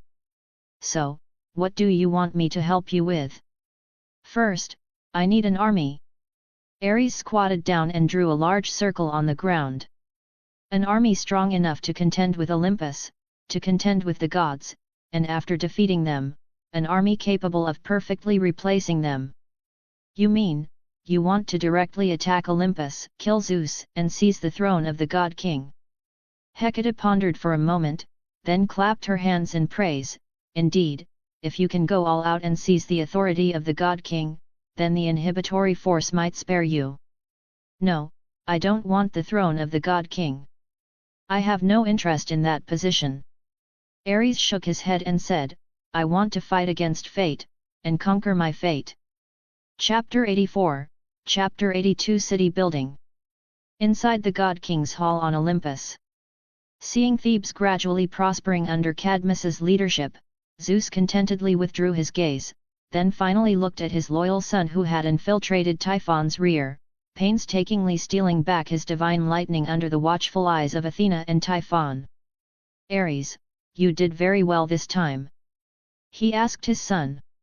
What reward do you want? Ares feigned deep thought for a moment, then articulated his long-conceived idea. I want the gods to help me establish a city-state that worships me, just like Apollo's Delphi. Ares's request was quite standard for a main god. At this point in time, a relatively strong group among the Olympus 12 main gods had more or less established their own city-states and nations on the earth. For example, Apollo was the guardian god of Delphi, Hera was the lord of Argos and Samos, and Poseidon, in addition to owning a city-state called Pylos, also raised an island from the depths of the sea and established a nation called Atlantis on it. Besides these city-states and nations, most other city-states honored Zeus, the king of the gods, as their guardian deity.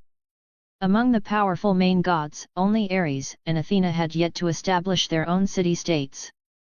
Athena seemed to still be selecting a location and personnel for construction, while the people Ares favored were currently a tribe called the Dorian. At this point, it was understandable for Ares to propose establishing his own city, as a main god. So Zeus didn't think much of it. With a wave of his hand, he decisively said, "Good, granted." After agreeing to Ares's request, Zeus surveyed the gods and asked Ares again. "Ares, what kind of city-state do you want?" In the world of the Greek pantheon, the land was basically composed of loose alliances of city-states. All city-states worshipped the gods on Olympus, but the city-states themselves did not obey the leadership of a single king. These city-states were independent, and would engage in war and alliances as circumstances dictated. To attract populations from other places, a city-state itself had to be distinctive. For example, Apollo's Delphi's biggest selling point was the prophecies of the god of light. Now that Ares was to establish a city-state that primarily worshipped him, this city-state naturally had to have its own selling point. Of course, a city-state that gathers the world's most powerful warriors. Upon hearing Zeus's question, Ares clenched his fists and said without hesitation. Hearing his matter-of-fact statement, the gods were not surprised. Whether a city-state that only engaged in fighting could attract enough people was beside the point, at least this characteristic was very god of war-like. "Then, go down and establish your own city-state," Zeus instructed Ares. "If you need help from other deities, feel free to command them. This is the privilege I grant you." "Good." Ares's face lit up with joy, and he nodded repeatedly. After the morning assembly of the gods dispersed, Ares's divine power avatar quickly returned to the god of war palace, beginning to guide his chosen people and ponder how to establish his own power. Currently, the Dorian tribe he favored were the descendants of the Agiad and Eurypontid brothers and their respective wives, whom he had chosen. Among the trainees at that time, the Agiad and Eurypontid brothers also had the best combat talent. Under the god of war's tutelage, both brothers reached the realm of electric current propulsion, tearing apart magical beasts and kicking giants with ease. Although due to the deliberate suppression of the inhibitory force, the brothers' lifespans were not very long compared to Silver Age humans, their warrior bloodline was passed down, forming the present-day Dorian, who are also the ancestors of the historical Spartans. And now, what would become the Sparta city-state was not yet called Sparta, but Laconia. This small plain, surrounded by mountains on three sides, was currently occupied by a group of Laconia, who would later become the slaves of the Spartans in the Sparta city-state, the predecessors of the Spartan second-class citizens, the Helots. These Helots were one of the main reasons for Sparta's rise. They provided Sparta with abundant labor, allowing the Spartans, who only focused on training and war, to have ample food, weapons, and other resources. However, they also led to Sparta's decline. Precisely because the arrogant Spartans always treated the Helots as slaves and refused to grant them the same citizen status as the Spartans, this led to several subsequent Helot rebellions. Sparta's power was greatly depleted in these rebellions, ultimately leading to Sparta's demise. However, now, with Ares in charge, he naturally wouldn't let the history of the Helots repeat itself. For humanity to have an army and power capable of confronting the gods, this power cannot be like Sparta, dedicating all its energy solely to warrior training. In the age of gods, a pure human, unless exceptionally gifted like Shiki Ryugai, who was born connected to the root, no matter how hard they tried, could not strengthen themselves to the point of defeating an Olympus main god. To defeat a main god, strength, army, magic, technology, agriculture, and animal husbandry, none of these aspects could be neglected. From Ares's perspective, the Dorian had now migrated near Laconia due to food shortages and discovered the Laconia plain, where they encountered the Laconia. To compete for the fertile Laconia plain, small-scale skirmishes had already occurred between the two factions, and war was almost inevitable. With the current military strength of the Laconia, it was basically impossible to defeat the all-soldier Dorian. Fortunately, as the god of war, Ares could easily intervene in this matter. He thought for a moment and devised a plan. His main body in the underworld directly molded a physical body identical to Cadmus's from soil and clear water, then used magic to send it near Laconia. He fashioned this body into a robust old man, with white beard and hair, draped in a robe emblazoned with flame patterns, leaning on a metal staff. He then sat cross-legged on the spot, silently waiting. If he hadn't left behind his contingency plan in the Silver Age, then now, Ares might not have found it so easy to subdue the Dorian and Laconia. However, now, both the Dorian tribe and the Laconia city-state had the inheritances he left behind at that time. Therefore, Ares, in this incarnation, stood in the wilderness outside Laconia and waited. Then his divine power avatar used special communication to notify the leaders of the Dorian and Laconia separately. He waited quietly for 2 hours. Finally, in the distant wilderness, several figures began to appear, rushing towards him. Chapter 85, Chapter 83 For a Greater War. The figures that arrived split into two factions, one comprised of Dorians, who ran with swift steps, and the other of Laconia, who came on horseback. The mounts also revealed the differences between the two factions. The Dorian tribe, impoverished, was forced to migrate here, but the Dorian tribe was the most martial-spirited tribe in the Greek world. Even on their own 2 feet, the speed of several Dorians was no slower than that of the Laconia galloping on horseback. And from the mere fact of riding horses, it could be seen that the Laconia were a somewhat wealthy power. In this era, horses were the favored creatures of Sea King Poseidon, noble beings with divinity. Moreover, Ares had previously learned from Apollo that Poseidon had pursued Demeter, but Demeter was Zeus's lawfully wedded wife and thus unwilling to comply. She transformed into a mare, hiding among Ogyges' horses. Upon seeing this, Poseidon directly transformed into a stallion, raping his own sister. The two even gave birth to a divine horse that could speak human language, named Ilion. How this matter was resolved, Ares did not know, nor did he want to know. In any case, due to these various reasons, horses in divine Greece were precious livestock that only the high nobility of a city-state could possess. The fact that these arriving Laconia were all riding horses was enough to show the prosperity of the Laconia plain, which was surrounded by mountains on 3 sides. The two groups of people kept a distance from each other, maintaining a consistent pace as they approached Ares's incarnation. Then, with a tacit understanding, they ignored each other's ongoing battle. They came before Ares, the Dorians directly knelt, and the Laconia dismounted and knelt on the opposite side to the Dorians. Both groups simultaneously and respectfully called out to Ares. "Greetings, esteemed priest of Lord Ares."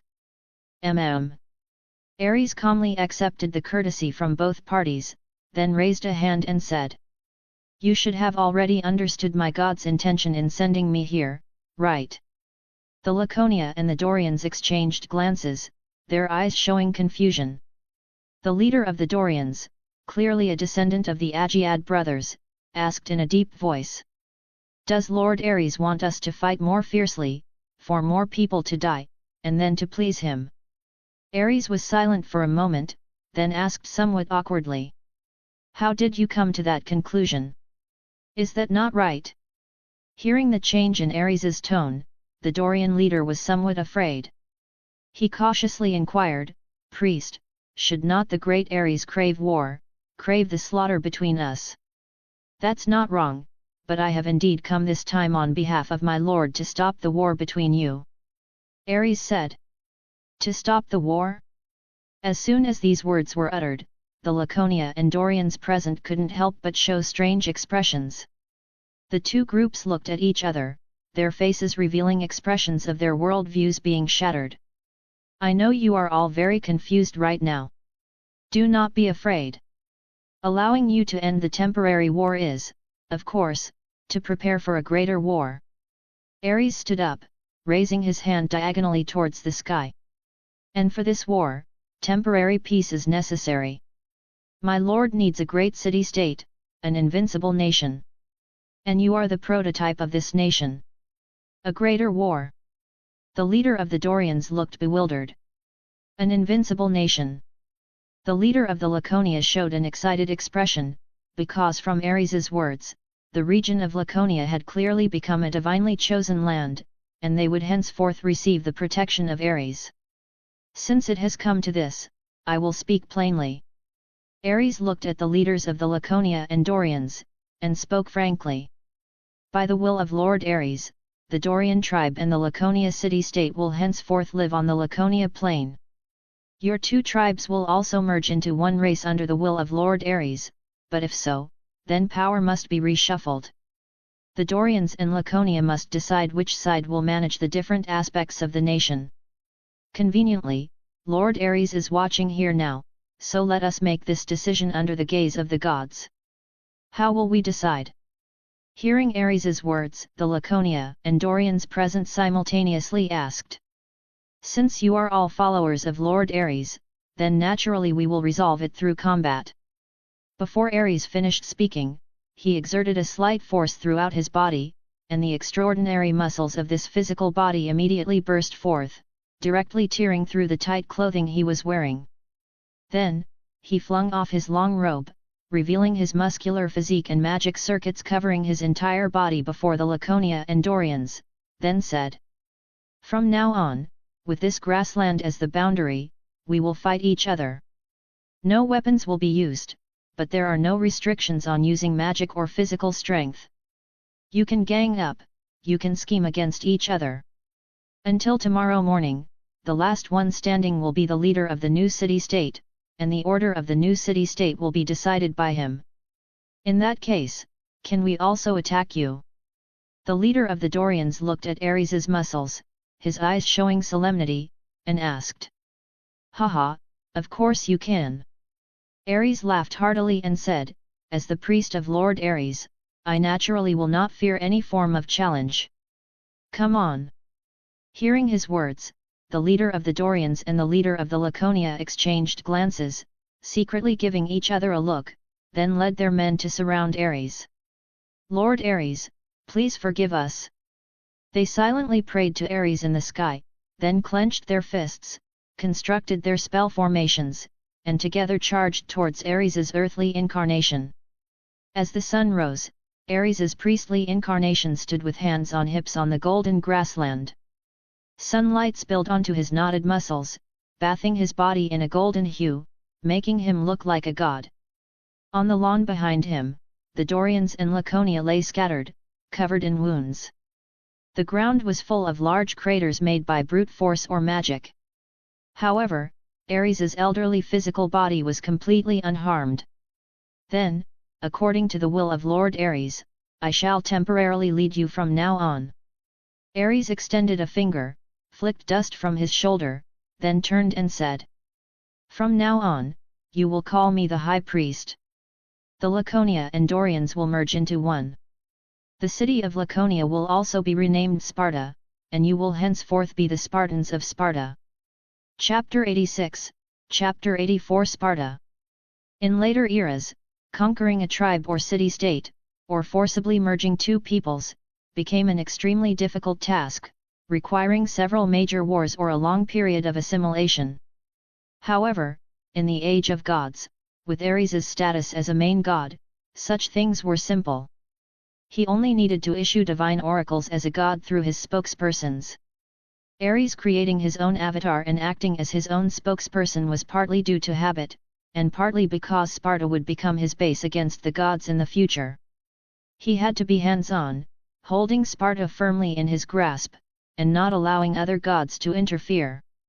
Currently, the Laconia numbered only 2,000 to 3,000, and after the famine, the Dorian were less than 1,000. Therefore, under Ares's command, these two races quickly merged. Ares's divine power avatar directly dispatched two subordinate gods from Olympus to descend and help the Dorian and Laconia expand their city-state. With Zeus's previous command, he also obtained help from Demeter, the goddess of agriculture, to make the Laconia plain fertile. Soon, the two tribes, now Spartans, settled down in their newly expanded city-state. After Ares's avatar took control of Sparta, he quickly began to designate management positions and formulate the governing rules for Sparta. In principle, Sparta worshipped Ares as its patron god, and Ares's elderly avatar was the supreme leader of Sparta. He was the manager of Ares's temple of war, honored as the high priest. Under him would be 20 selected individuals, serving as Ares's priests, responsible for Sparta's divine affairs and the selection of Spartan warriors. Ares retained the Spartans' harsh selection system, which began from infancy. However, under his system, those who failed the selection would not be directly thrown off a cliff by the priests as in the original myth. They would be adopted in other ways, given different education, and trained for other professions besides warriors, such as farmers, herders, fishermen, poets, scholars, blacksmiths, etc., to contribute to Sparta in different ways. Among these children, if there were any with exceptional magic circuit talent, they would be admitted into another organization called the Council of Sages, specifically responsible for managing matters related to magic and sorcery for Sparta. As for the children who successfully passed the selection, they would embark on the path of the warrior. Before the age of 7, these children would be raised by their parents, who would carefully cultivate habits in them such as not crying, not being picky eaters, not being noisy, not fearing darkness, and not fearing loneliness. After the age of 7, these children would be assigned to teams for collective military life. They were required to obey their leaders absolutely, and to enhance their courage, physical strength, and ruthlessness. They practiced running, discus throwing, boxing, fencing, and brawling. After the age of 12, while undergoing more rigorous trials, Ares would also dispatch specialized personnel to train them and teach them a new reinforcement system. This was because Ares had previously tried to use his own magnetic field rotation to influence the current rotation of other humans, helping them break through to the realm of the magnetic field. However, Gaia seemed to have locked onto him, and this attempt ultimately ended in failure under a mysterious influence. Considering the planetary inhibitory force's suppression of interdimensional powers, Ares simply taught these children the magic power propulsion he had recreated by combining the two. Under the effect of magic power propulsion, their magic circuit were stimulated, continuously creating energy in their bodies in the form of magic power, strengthening their physical bodies. Warriors who cultivated to a profound level could even rival the heroes in combat power. These children would become Sparta's warriors in the future, serving as the foundation for Sparta's victorious campaigns, unbeatable in 100 battles. As for the original leadership of the Laconia and Dorian, Ares also utilized the new system to assign them their respective duties. The Dorian were more skilled in war than the Laconia. In previous battles, the Laconia had also lost to the Dorian. Thus, Ares made the Dorians leader and his brother, descendants of Agiad and Eurypontid, the kings of Sparta. One was responsible for defending the city-state, and the other served as the commander of the army fighting abroad. However, in peacetime, they merely acted as symbols of the Spartan state.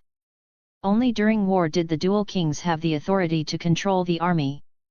Furthermore, among the Dorian, 5 of the most skilled warriors were chosen by Ares as Spartan Fs, responsible for assisting the kings in their work. As for the Laconia, Ares mobilized their original nobles, making them the elders of Sparta. In peacetime, the Council of Elders would be responsible for managing all aspects of the city-state's normal operation, and all major affairs concerning the city-state would also be voted on by the Council of Elders. Of course, in the end, whether it was the dual kings, the Fs, or the Council of Elders, all had to obey the leadership of the High Priest of the Temple, which meant obeying Ares's leadership. This system was a slight improvement on Sparta's original operating system, directly applied by Ares. He had considered constructing a more efficient and advanced governance system for these Spartans, but things too far ahead of their time cannot adapt to it. Half a step ahead of the times is genius, but a full step is madness. The current Sparta could only adapt to this small state, small population system of kings plus a council of elders. Under Ares's divine might, the Spartans were also very obedient. Perhaps the blood of soldiers, obeying orders, naturally flowed within these warriors. Soon, Sparta began to operate and develop steadily under this system. Ares then took the opportunity to ask for help from the gods on Olympus.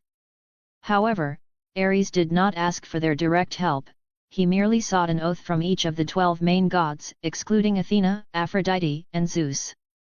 He tried to make Demeter swear that the Laconia plain where Sparta was located would always be fertile, to make Poseidon swear that Spartan ships would never be overturned by waves, to make Hermes guarantee that Sparta's commercial activities would always prosper, to make Apollo swear that Sparta would always be illuminated by light, to make Artemis swear that Spartan hunting would never lack prey, and to make Hera swear that Spartan marriages would always be stable and Spartan procreation always secure.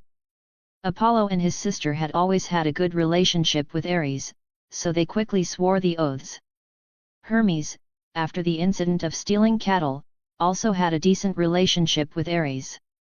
However, perhaps it was out of an inherent disdain for humanity, even the Sea King and the goddess of agriculture, who usually had a strained relationship with Ares, held their noses and swore the oath out of respect for Zeus.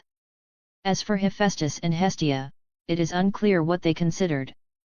In any case, when Ares went to them for help, Hephaestus simply waved his hand, arranging for his divine messengers to go to Sparta to specifically train a group of blacksmiths.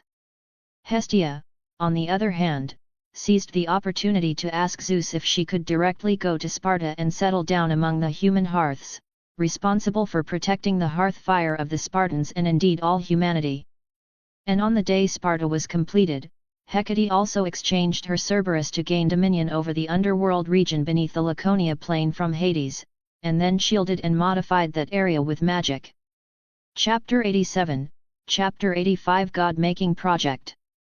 Because of the harsh environment, the underworld has never been a place favored by living beings. Aside from the souls who must go there after reaching the end of their lives, even the gods do not wish to come here. This led to the underworld being sparsely populated. Most of the regions within the underworld were empty, and the deep, winding, endless caves were mostly occupied by powerful monsters.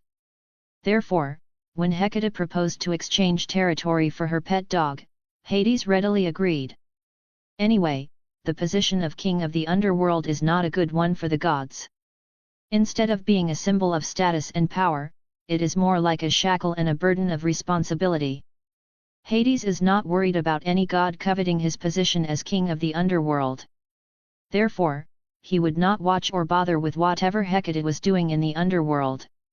So, after acquiring the land, Ares and Hecate immediately and brazenly carried out complex modifications to the large underground cavern in that area, transforming it into what could almost be considered the most formidable magic workshop in the Greek world.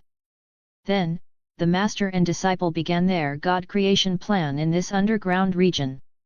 Since it had been decided to deal with the gods and the counter-force, the aftermath of defeating the gods also had to be considered.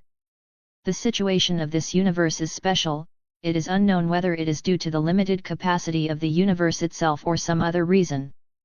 Therefore, although there are many parallel worlds, once the development of those worlds deviates too much from the predetermined fate trajectory, that parallel world will be pruned and become what is known as a lost belt.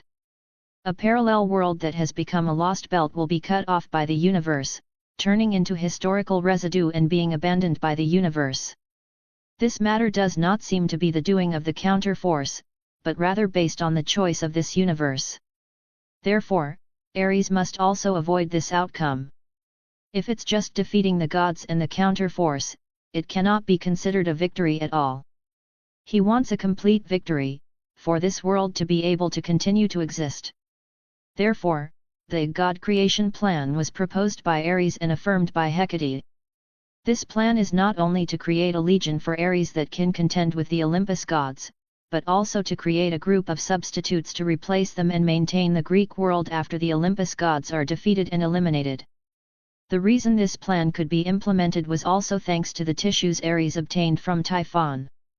As the last Titan, Typhon was the culmination of Gaia's creations and technologies after receiving alien spacecraft Uranus. Although Typhon looks fierce and more like a monster than a god, it is undeniable that he is indeed the most pure Greek god in the current Greek world, even purer than Zeus and Cronus. By analyzing its body structure, Hecate also figured out the method by which the planetary counterforce created the Greek gods. It happens to be the age of gods now, and there is no shortage of magic power. Therefore, with ample time, it is entirely possible for the moon goddess to replicate a batch of vessels for the Olympus gods. This matter was not only to protect her disciple Ares, but also an extremely challenging magical subject for Hecate herself. Putting aside her relationship with Ares, the moon goddess herself was full of interest in this aspect. Therefore, after the magic workshop in the underworld was completed, the moon goddess immediately threw all her affairs back to the other underworld gods and personally went into the magic workshop, beginning to conceive with Ares's main body how to create god substitutes. And while the construction of Sparta and the god creation plan were steadily advancing, Ares's heroic avatar, Cadmus, in Thebes, finally welcomed Athena's contingency plan. After his avatar had governed Thebes for 10 years, transforming Thebes from nothing into a well-ordered city, the goddess of wisdom suddenly appeared before him with a young man and said to his avatar, "Cadmus, your time has come." Great Athena! Cadmus, sitting on the throne, heard Athena's words and quickly rose to greet her. He looked at the child brought by the goddess of wisdom, blinked, and then asked, "Is this the child sent by the gods to take over my rule of Thebes?" "Yes." Athena nodded. "His name is Amphitryon. He has just participated in the war that took place in the kingdom of Mycenae and is a brave man. He needs power and status to marry a loved one, so he prayed to us.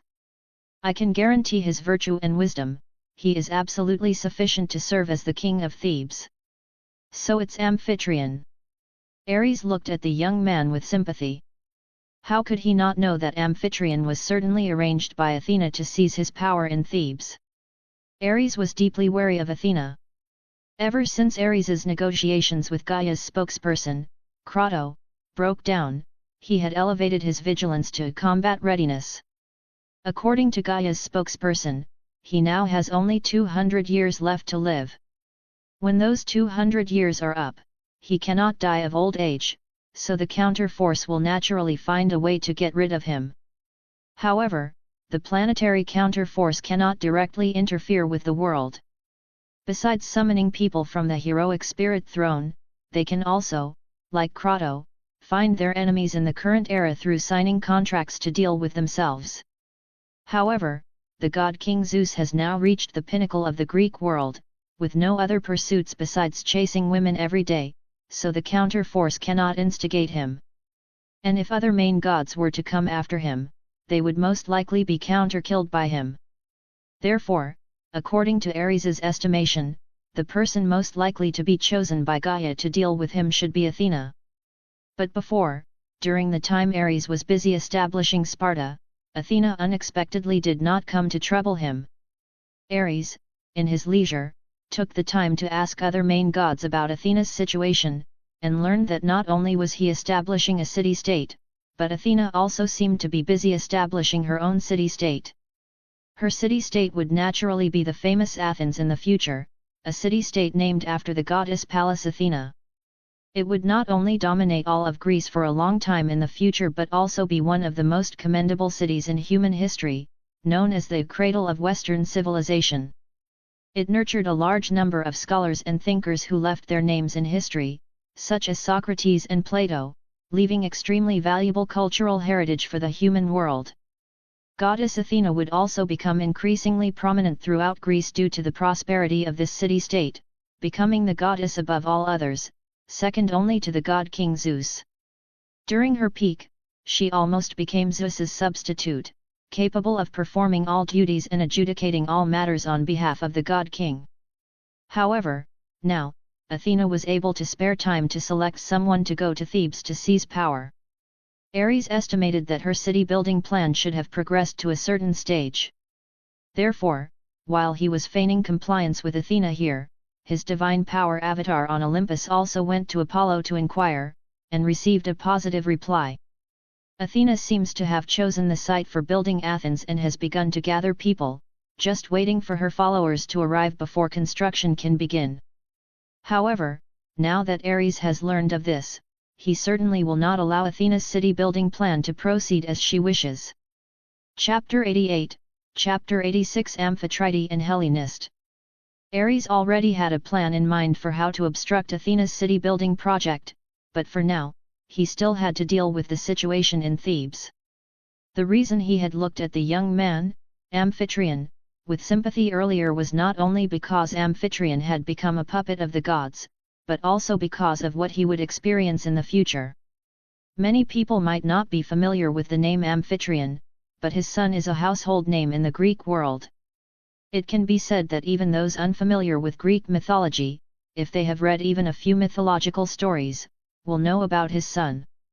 His son is the strongest demigod hero in the Greek world, the one who later became a true god as a demigod, and even once came close to becoming one of the Olympus' 12 main gods, the mighty Heracles, the sea overlord. Of course, Heracles was, to be precise, only his adopted son. The demigod had the blood of Zeus flowing through him, just like Ares, and Amphitryon, naturally, was one of the many unfortunate figures in Greek mythology who had been cuckolded by the god king.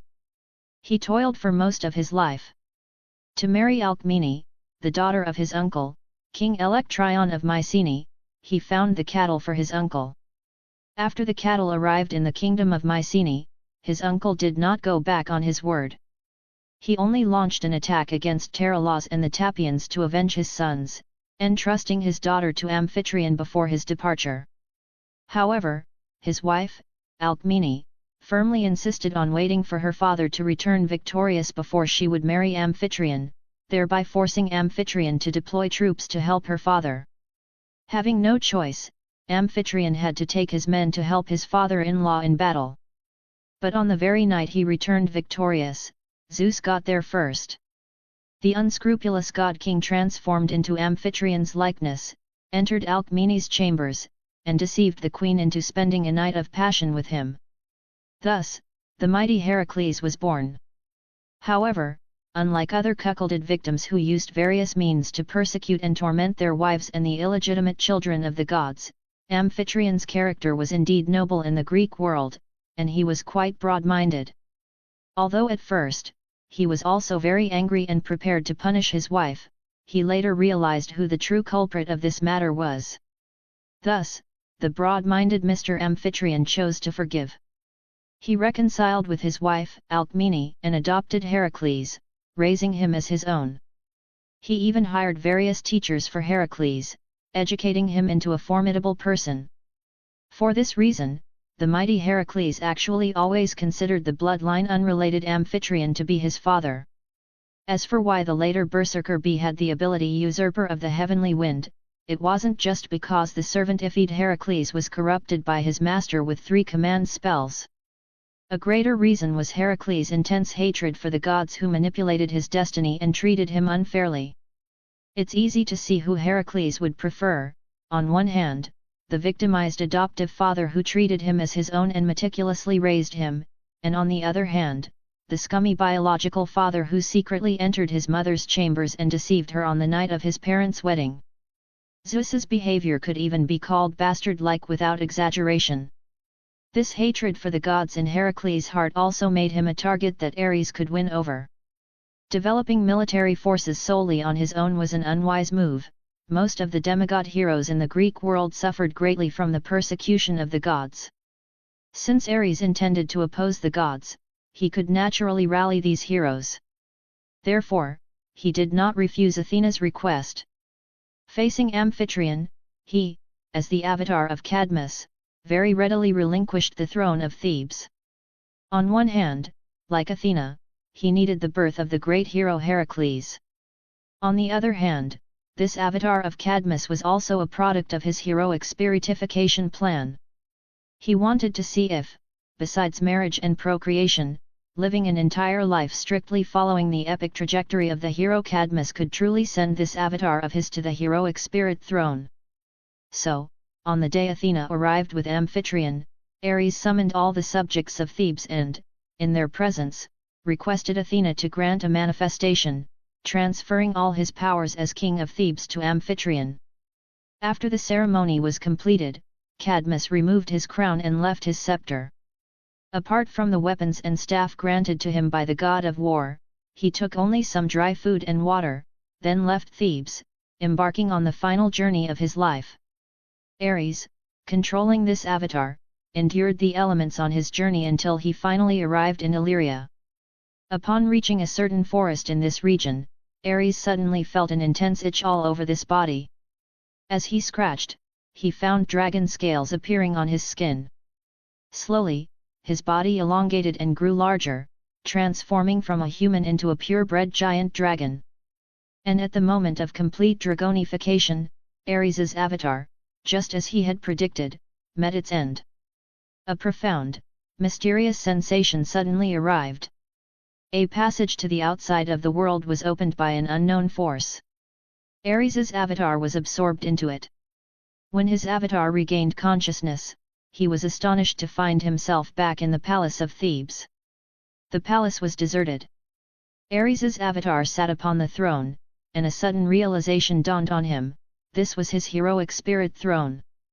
At the same time, he also felt that this avatar could suddenly perceive some past and future events, and could also sense several hero Cadmus from parallel worlds within this heroic spirit throne.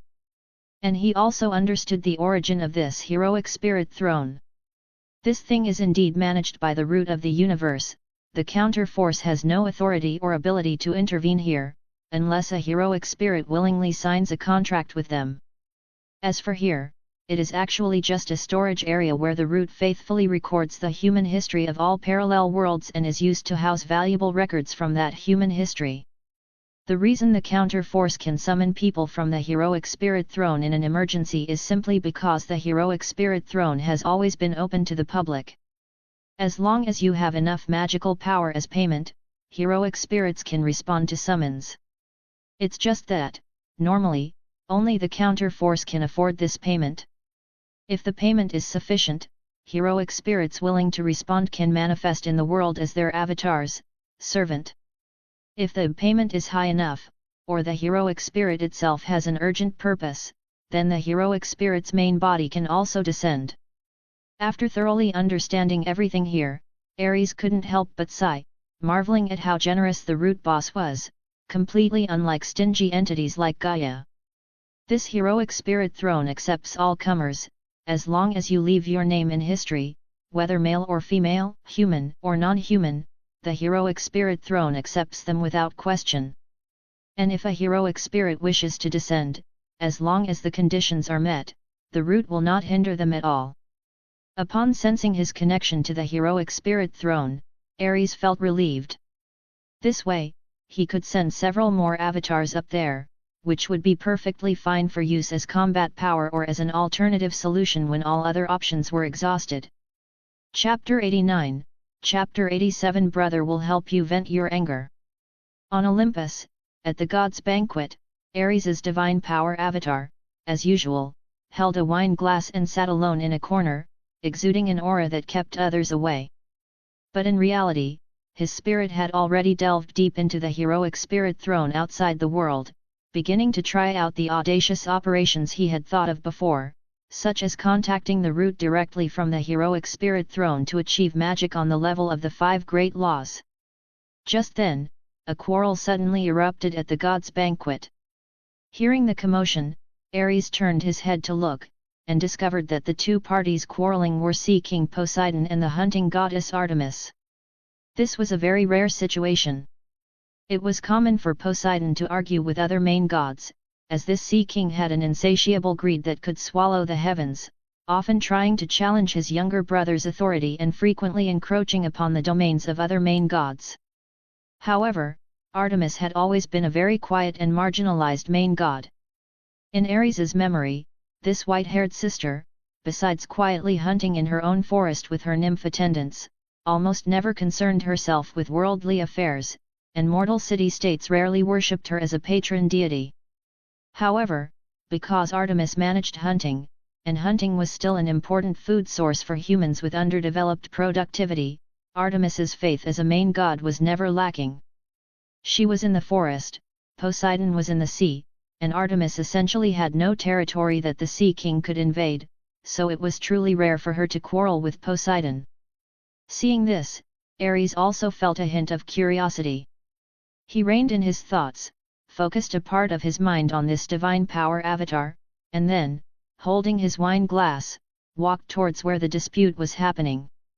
By the time he walked over, the two gods seemed to have finished their argument. With Zeus intervening, the dispute between the two gods was forcibly terminated.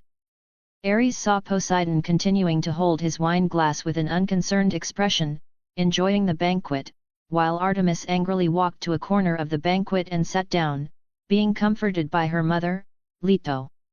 Apollo also seemed to have noticed his sister's quarrel with Poseidon. Ares saw that this sister-complex god seemed to have been ready to fight Poseidon just now, but then Zeus intervened, and he gave up. Even so, while dealing with a group of goddesses, he was quietly paying attention to his sister out of the corner of his eye. Ares took all of this in, and then he walked directly towards Artemis. Coming before the two goddesses, he raised his wine glass, offered a respectful toast to them, and then directly asked Artemis, getting straight to the point. "Artemis, why did you quarrel with Poseidon?" "It's nothing, it's all over." Goddess Leto patted her daughter's back, soothing her emotions, and smiled at Ares. "It's nothing major, Ares, thank you for your concern." "Don't be afraid," Ares said, looking at Goddess Leto's expression. "We three main gods, Artemis, Apollo, and I, why should we be afraid of Poseidon? Goddess Leto, if he dares to do anything to you, the three of us will go and beat him up." Goddess Leto had just opened her mouth to speak when she heard Artemis angrily say to Ares, "Listen to me, Ares. That old lecher Poseidon is truly inhumane, and his son is inhumane too. They dare to lay hands on and possess anyone they want." Then, Artemis told Ares the entire cause and process of the dispute between the two gods. It turned out that, as a virgin goddess, Artemis's leadership policy was different from Athena's. Because Athena was forced to swear an oath of chastity with Ares, but in order to expand her sphere of influence, she certainly could not prevent those who believed in her, as well as her subordinate gods and followers, from falling in love, marrying, and procreating. But Artemis was different. She willingly became a virgin goddess, and thus, under Artemis, there was a group of devout believers who also followed her in maintaining their chastity. Among these believers were many princesses and priestesses who were tired of male pursuits. They were all extremely beautiful, and thus became objects of desire for many in heaven and on earth. However, ordinary people feared Artemis's divine power and dared not lay hands on her believers. However, just because ordinary people dared not, it didn't mean there was no one in this world who dared. After all, Olympus's leader, Zeus, was a man of immense lust. So, not long ago, a certain son of sea god Poseidon directly violated one of Artemis's priestesses, and even killed her. The wronged soul of this priestess lingered in the mortal world, unwilling to go to the underworld with Thanatos. She prayed to the goddess before Artemis's statue, telling Artemis of her grievances, and because she had been staying within Artemis's divine domain, Thanatos found it difficult to act, so he simply let her stay there. And after learning the details of the matter from her worshipper, Artemis demanded that Poseidon hand over this son of his for her to judge, to appease her priestess, but Sea King Poseidon naturally refused. Whether he loved this son of his was debatable, but at the very least, Sea King Poseidon could not lose face in front of his niece and the gods of Olympus. Therefore, he resolutely refused Artemis, which led to the recent quarrel. Artemis herself almost fought her second uncle on the spot. "Do you know the name of this son of the Sea King you're talking about?" Ares asked, a little curious. Because in mythology, the only man closely associated with Artemis, Orion the hunter, was actually a demigod hero born from Poseidon's promiscuity. Fortunately, Artemis angrily blurted out another name. Of course I know, his name is Halirothias. I've looked into it, this fellow has been a wicked lecher for a long time. But Zeus won't punish him, and even told me there's no need to get angry with another god over a human. Halirothias? Halirothias. Hearing this name, Ares fell into contemplation. Why do I feel like I've heard that name somewhere before? He held his wine glass, thinking carefully, watching the golden liquid in the glass slowly sway. Ares gradually recalled the role this character played in the original myth. Damn it! Isn't this scoundrel the one who raped Ares's daughter in the myths? Now this was good. New grievances added to old hatreds, and Ares had recently been contemplating how to devour the influence of other main gods and how to hinder Athena from establishing Athens. At this juncture, Halirothias was simply the perfect sacrifice delivered to him. So Ares directly drained the contents of his glass, then stood up and fiercely said to Artemis, "Artemis, don't be afraid. If Zeus won't avenge you, your brother will." Chapter 90, Chapter 88 Fishing. Halirothias had been in a very good mood recently. As a son of the sea god, and a child born to sea king Poseidon and other deities, he was also a god, though Zeus had not bestowed upon him a corresponding divine office. This led to Halirothias being among the weakest blank slate gods in the pantheon. However, a god was a god after all. Halirothias was still much stronger than the demigod offspring Poseidon had left outside, and the mortals who now populated the earth. As a son of the sea god, Halirothias also did not have to consider matters of succession. The great Poseidon was immortal, and his position as sea king would surely be his forever. It was a position that even their elder brother Triton, or their most powerful brother Antaeus, could not covet, so Halirothias naturally did not need to consider it. Therefore, Halirothias only needed to bask in his father's prestige and do as he pleased throughout his life. His favorite things were fine wine and beautiful women.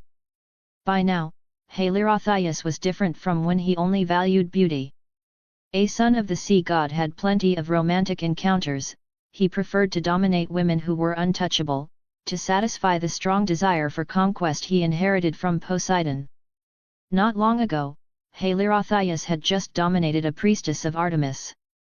He caught the panicked woman in the forest, forcibly took her, and then killed her, all to satisfy his vanity and tyrannical desires. Of course, Halirothias also understood that there were some things he could not do too excessively, otherwise his father would not always protect him. Therefore, he specifically chose a powerless mortal priestess. Such a character, even if she died, he, as a god, would not truly be punished by Zeus. What kind of prey should I look for today? Halirothias used the divine power he inherited from his father to walk on the azure sea as if on solid ground. He was still lingering near the large island that worshipped the moon goddess. This island had dense forests, abundant wildlife, and beautiful worshippers of the moon goddess and the goddess of the hunt. Halirothias felt a little restless. Although he knew he couldn't repeatedly challenge the authority of a major god, he still couldn't help himself. The pleasure of stirring up trouble on the sacred territory of Artemis made him unable to stop. Unfortunately, Poseidon had previously warned him that Artemis, the goddess of the hunt, had already expressed her anger at the banquet of the gods over the previous incident. If Halirothias did such a thing again, Poseidon would not guarantee that the moon goddess's arrows would not aim for his brow. Poseidon had no shortage of children, and Halirothias did not want to be among those abandoned by the sea king. Therefore, he could only circle the island in the ocean outside, then grudgingly watch those pure priestesses in white robes carrying water pots back into the forest. However, just as Halirothias was about to leave, a bright figure suddenly appeared in his line of sight. This beautiful figure, like a ray of sunlight piercing through the shadows of the forest, appeared before Halirothias. She wore a moon-white robe belonging to a worshipper of the moon goddess, with symbols of Artemis embroidered in gold thread on it. But she had not worn her hood, and a cascade of wavy golden hair fell over her shoulders, reminding Halirothias of the bountiful wheat fields he had seen on earth, blessed by the goddess Demeter. Her eyes were as bright as pearls in the ocean, her skin like pure white milk in a jar. A veil covered her lips, but through the translucent veil, one could glimpse a hint of her true beauty, which filled her with a mysterious charm. Halirothias could guarantee that even the most beautiful goddess he had seen at banquets could not compare to this woman. A woman of this caliber, he estimated, even his father would howl and pounce if he saw her. If he could get intimate with her this time, even if it meant living a few hundred years less, it would be entirely worth it. Although Halirothias was a god who knew his limits, it was clear that his reason could not suppress his desires. In the face of such a high-level temptation of beauty, Halirothias's rationality quickly crumbled like a mountain, unable to control his bestial nature. He swallowed, then parted the waves and headed for the beach. He approached the woman, preparing to greet her, but as he landed, the beautiful woman seemed to notice him too.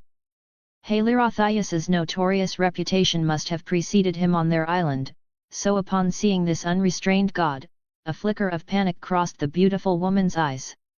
Then, disregarding the clothes she had brought to wash, she turned and, holding up her skirt, ran back into the forest without looking back, where Artemis's temple and altar were located. If she truly escaped into Artemis's temple, Halirothias could not touch her.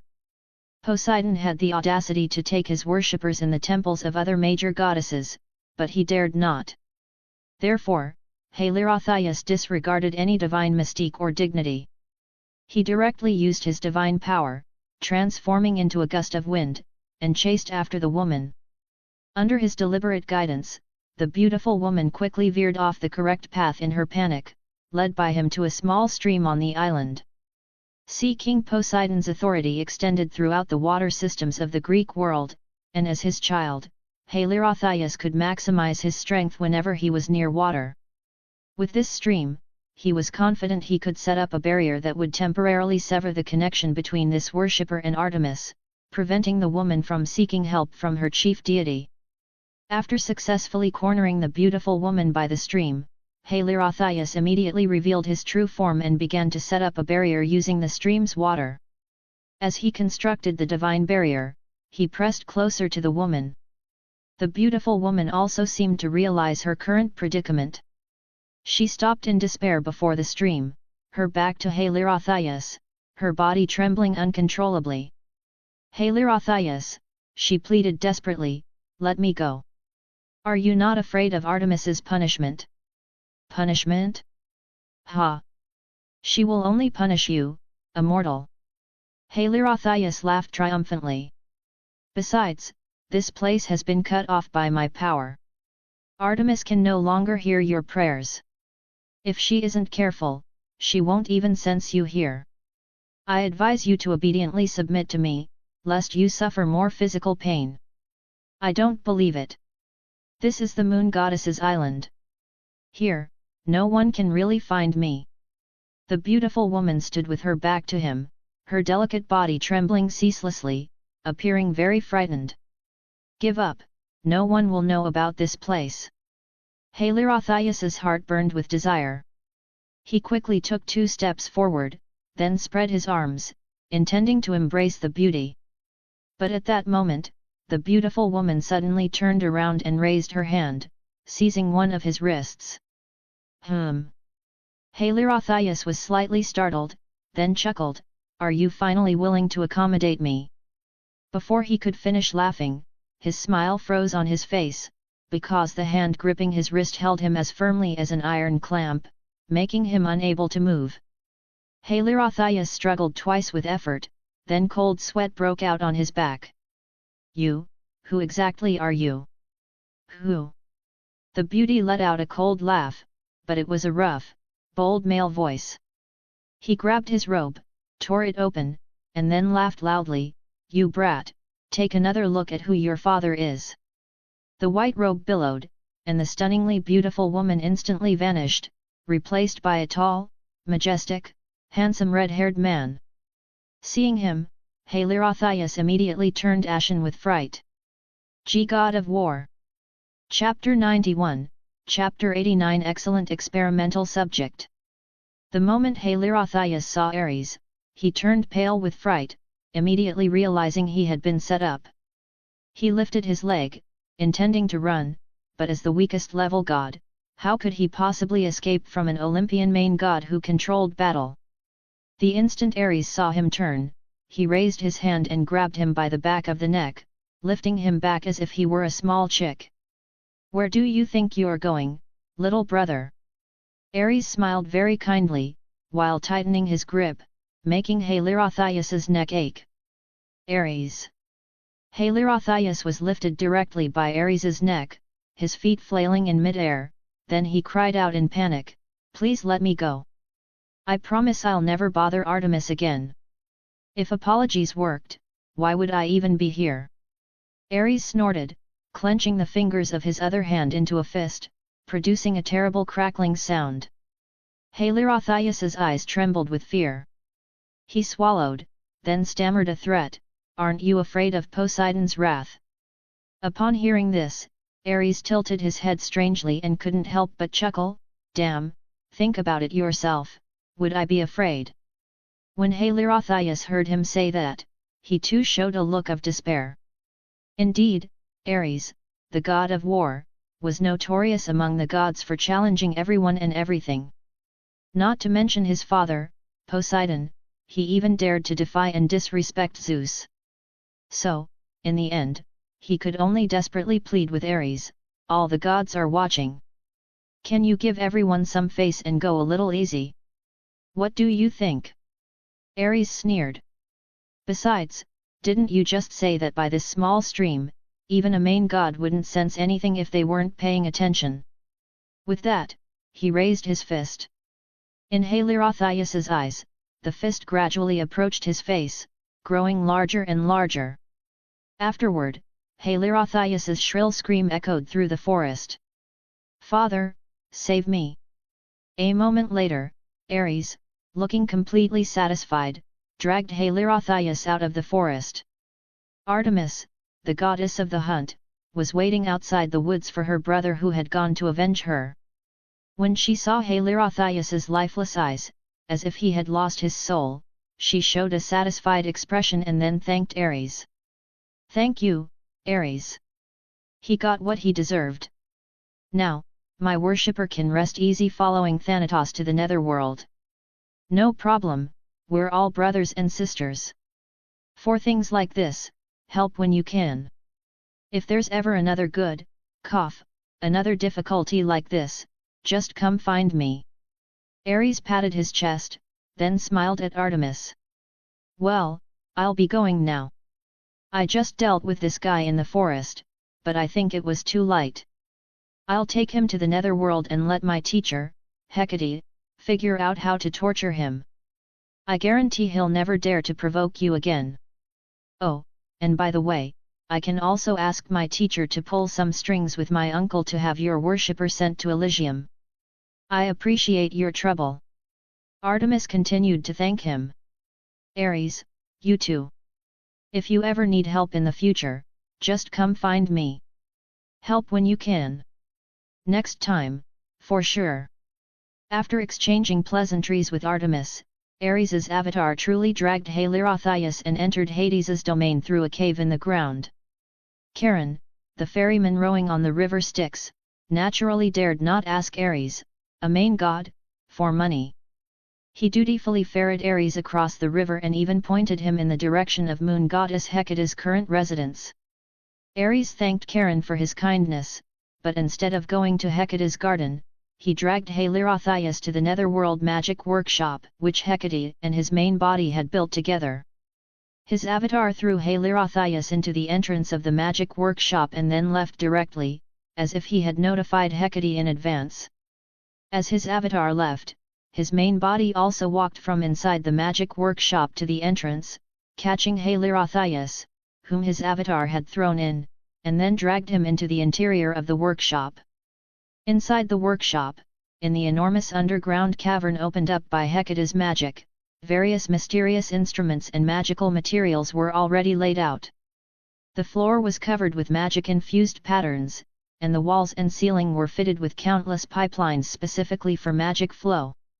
In the center of the cavern were 4 mechanical humanoids, about 5 meters tall, with their internal body structures still exposed, appearing to be half-finished. Hecate was currently standing on a very tall chair, somewhat laboriously installing a magic furnace core into one of the mechanical humanoids. Seeing Ares enter, she called out without turning her head. "Oh, Ares, come here quickly and hand me that screwdriver from tool station number 3. The position of this pipeline needs to be adjusted." "Teacher, take a break first," Ares called out. "I brought you a new gift." "A gift?" Hecate turned her head in confusion and saw Ares toss the unconscious Helirotheus onto Hecate's experimental table. She blinked, stunned, and said, "A low-level god without a divine office, seemingly of the sea god's bloodline. Where did you get him?" "This guy is Helirotheus, son of Poseidon. He raped Artemis's priestess and killed her. I avenged Artemis, so I just made use of the waste."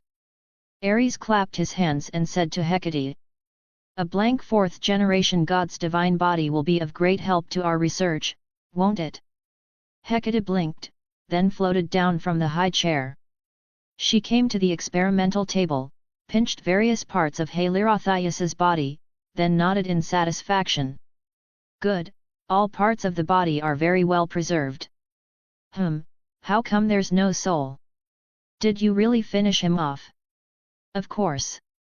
Ares blinked, "Besides you and me, only dead people can enter this workshop for me to feel at ease." "Never mind, if he's dead, he's dead." Hecate thought about Ares's fate, then about the atrocities Ares had just mentioned this son of the sea god had committed, and immediately felt that killing him was irrelevant. So, she wiped her hands with a towel and then said to Ares, "I'll research the physical structure of a 4th-generation god. Bring me my tools." Chapter 92, Chapter 90 Waste Utilization. Hecate moved swiftly, and in no time, she had thoroughly understood Helirotheus's bodily structure. Along the way, she also helped Ares eliminate the lingering consciousness of Helirotheus's soul that had not been completely dealt with in his body. With Typhon's foundation, it was incredibly easy for the moon goddess to understand the body of such a low-level 4th-generation god without a divine office. Although Helirotheus's body structure was easy to understand, it didn't mean that he, as a material, was meaningless. At the very least, after understanding the bodily structure of a 4th-generation god, Hecate was already able to create blank divine bodies for Ares to use as backup avatars.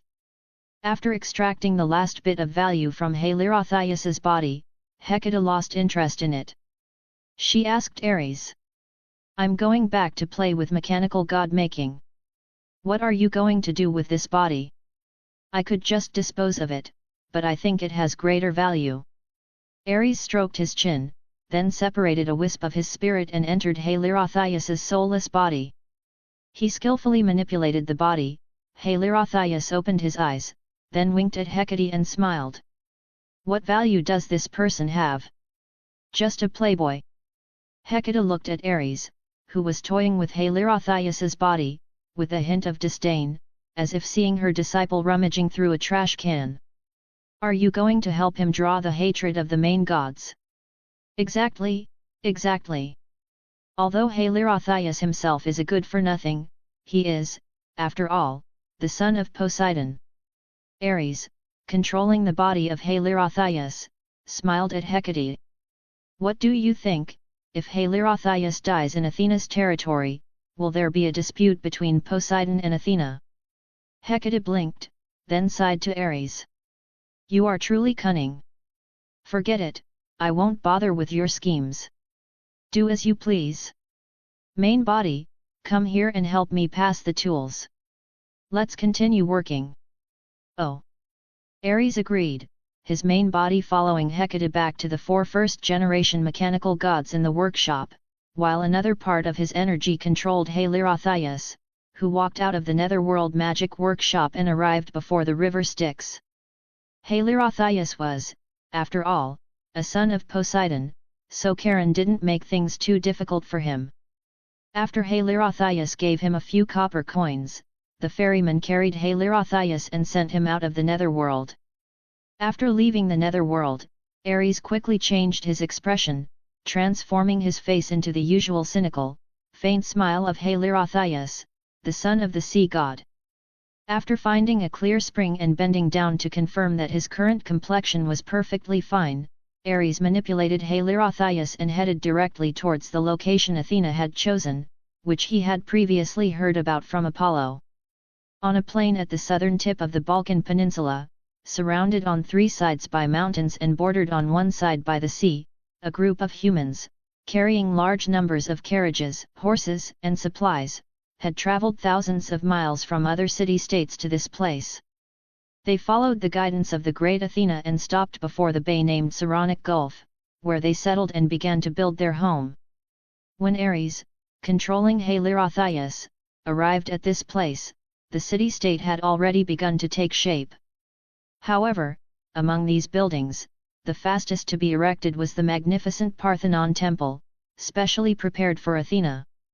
Ares manipulated Halirothias to circle the bay and quickly discovered the differences among these humans. Among them, even the leaders in power and the priests holding divine authority had not inherited the secret arts of previous generations of humans. It seemed that this group of humans had been carefully selected by Athena. Perhaps Cadmus's actions in Thebes had also aroused Athena's suspicion. Before leaving, although Cadmus had handed over all authority to Amphitryon, chosen by Athena, the divine authority in Thebes remained firmly in the hands of the original priests. The main deity worshipped in the temple was still Ares, and even Amphitryon could not interfere. And this priest was naturally a secondary account created by Ares. This kind of high-ranking alt account usually had no problems but could firmly occupy an important position in a city-state, making Athena extremely uncomfortable in Thebes, unable to widely promote her worship. So this time, Athena specifically selected a group of common people. They were all poor people or slaves from various city-states, called upon by Athena using her divine authority, to come to this plain and prepare to build a home from scratch. Ares transformed into a mortal again and went to peek at the nearly completed Parthenon temple. He wanted to see if among Athena's current priests there was that poor girl Medusa, who was defiled by the goddess into a monster and celebrated by later generations for becoming the achievement of a certain hero.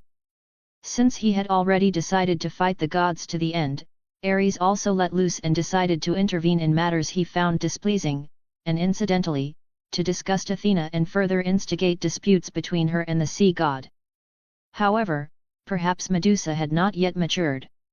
She was still living on her birth island with her two lesser goddess sisters and had not yet come to Athens to be Athena's priestess. Therefore, after Ares circled around, he did not see the maiden among the divine personnel. The current Athena priests were all mortals. They had just escaped from slavery, and although their hearts were filled with gratitude for Athena, they sometimes even got the steps of the rituals wrong during sacrifices. However, Athens was in its infancy, and Athena was not the kind of fool to shoot herself in the foot, so she let these mortals be. Ares explored Athens briefly and roughly understood the city-state's background. So he went directly to the bay, and using the water affinity of this son of the sea god's body, he leaped directly into the ocean, heading to Poseidon's golden palace at the bottom of the ocean. Poseidon's golden palace was not a secret, it was, in fact, an open secret among the gods. He was not often on Olympus, he spent more time in this golden palace. This golden palace housed the treasures he had collected from all over the sea, and it was home to a large number of his children and the sea beasts and lesser nymphs who served them, and of course, his beautiful and enchanting queen, Amphitrite. As close brothers, Poseidon naturally knew how attractive his queen was to Zeus, and since he had transformed into a stallion to rape Zeus's wife Demeter first, Zeus must have been holding a grudge and would certainly seek revenge when he had the chance. Poseidon, of course, could not let Zeus succeed, so Amphitrite had always been required to live in this palace, rarely appearing before the gods. As one of the sons of the sea god, Halirotheus was not the most favored son, but because of his lustful nature and having introduced several beauties from the land of Greece to his father, he was considered a minor favorite of Poseidon. His request to see his father was not difficult. Thus, after sending his request to Poseidon through the handmaidens, Ares was quickly summoned by Poseidon and met his familiar second uncle in Poseidon's bedchamber. Chapter 93, Chapter 91 Battle between Poseidon and Athena. When Ares, in the guise of Halirotheus, met Sea King Poseidon, the god who controlled the four seas was lazily reclining in the arms of his queen, his head resting on her soft bosom. Beside him, several beautiful nymphs gently massaged his body, or fed him delicacies from the sea, bringing them to his lips. The Sea King's state at this moment seemed to be the epitome of luxurious enjoyment.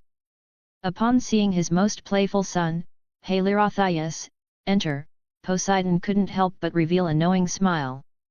He slowly spoke, asking, "Halirotheus, have you brought your father any more amusing entertainment?" What this entertainment referred to was clear to those who understood, yet Poseidon's queen, Amphitrite, merely showed a helpless expression on her face upon hearing his words. Unlike Hera, who as Queen of Heaven was not only Zeus's wife but also his partner in sharing the authority over heaven and earth, Zeus's betrayal of Hera, while Hera could not directly confront her husband, she still had ways to persecute his mistresses. But Amphitrite was directly snatched by her husband Poseidon after he took a liking to her and made her his wife. Nominally, she was Poseidon's legitimate wife, but she did not possess the power of a queen. Poseidon went wherever he wished and did whatever he pleased, entirely according to his own will.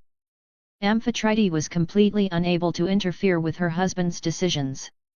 However, to Poseidon's surprise, his son, who usually couldn't go 3 sentences without a lewd joke or mentioning women, now displayed an indignant expression before him. He shook his head and said, "No, father, I have something to tell you." "What is it?"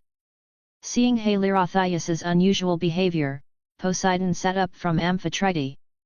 He waved his hand, signaling the surrounding nymphs attending him to stop, and then asked, "Halirotheus, did some short-sighted being provoke you?" "No, it's you who's been provoked, father."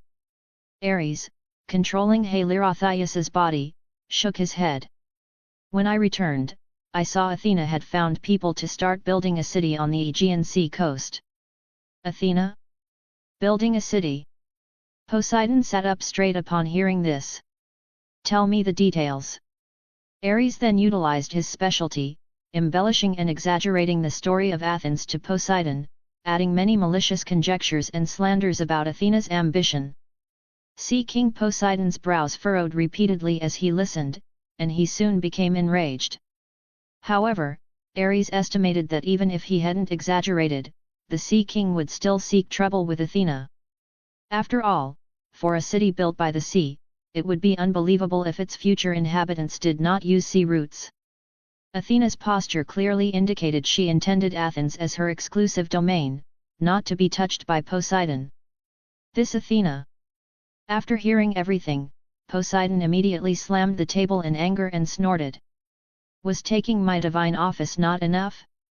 This woman, truly relying on Zeus's favor, is she preparing to act lawlessly? Father, we must find a way to stop this woman. Ares appropriately controlled Halirotheus, offering malicious advice and fanning the flames. The face of the ocean pantheon cannot be lost. At least we cannot let a daughter of the sky also win against the ocean. You have a point. Poseidon frowned, then stood up. You wait here, I'm going to Olympus. Upon hearing the news of Athena building a city, Poseidon immediately rushed to Olympus, dragging Athena out and gathering the 12 Olympian gods to arbitrate the matter. Inside the god king's hall, Poseidon continuously cursed and raged, attempting to make Athena submit to his authority, but Athena was not afraid of him at all. She merely responded calmly and composedly, arguing logically with the Sea King. After a fierce debate, God King Zeus finally decided that each of them would bestow a gift upon the Athenians, and then the Athenians would vote. The god with more votes would gain Athens. Since Zeus had made his decision, Poseidon and Athena agreed. The two gods descended in their true forms to the unfinished temple in Athens, where Athena explained the god's wager to the heroes of Athens. Meanwhile, in the heavens, the other main gods of Olympus also gathered, watching Athena and Poseidon's wager. Such an event was a rare and great amusement for the long-lived main gods, and they certainly couldn't miss it.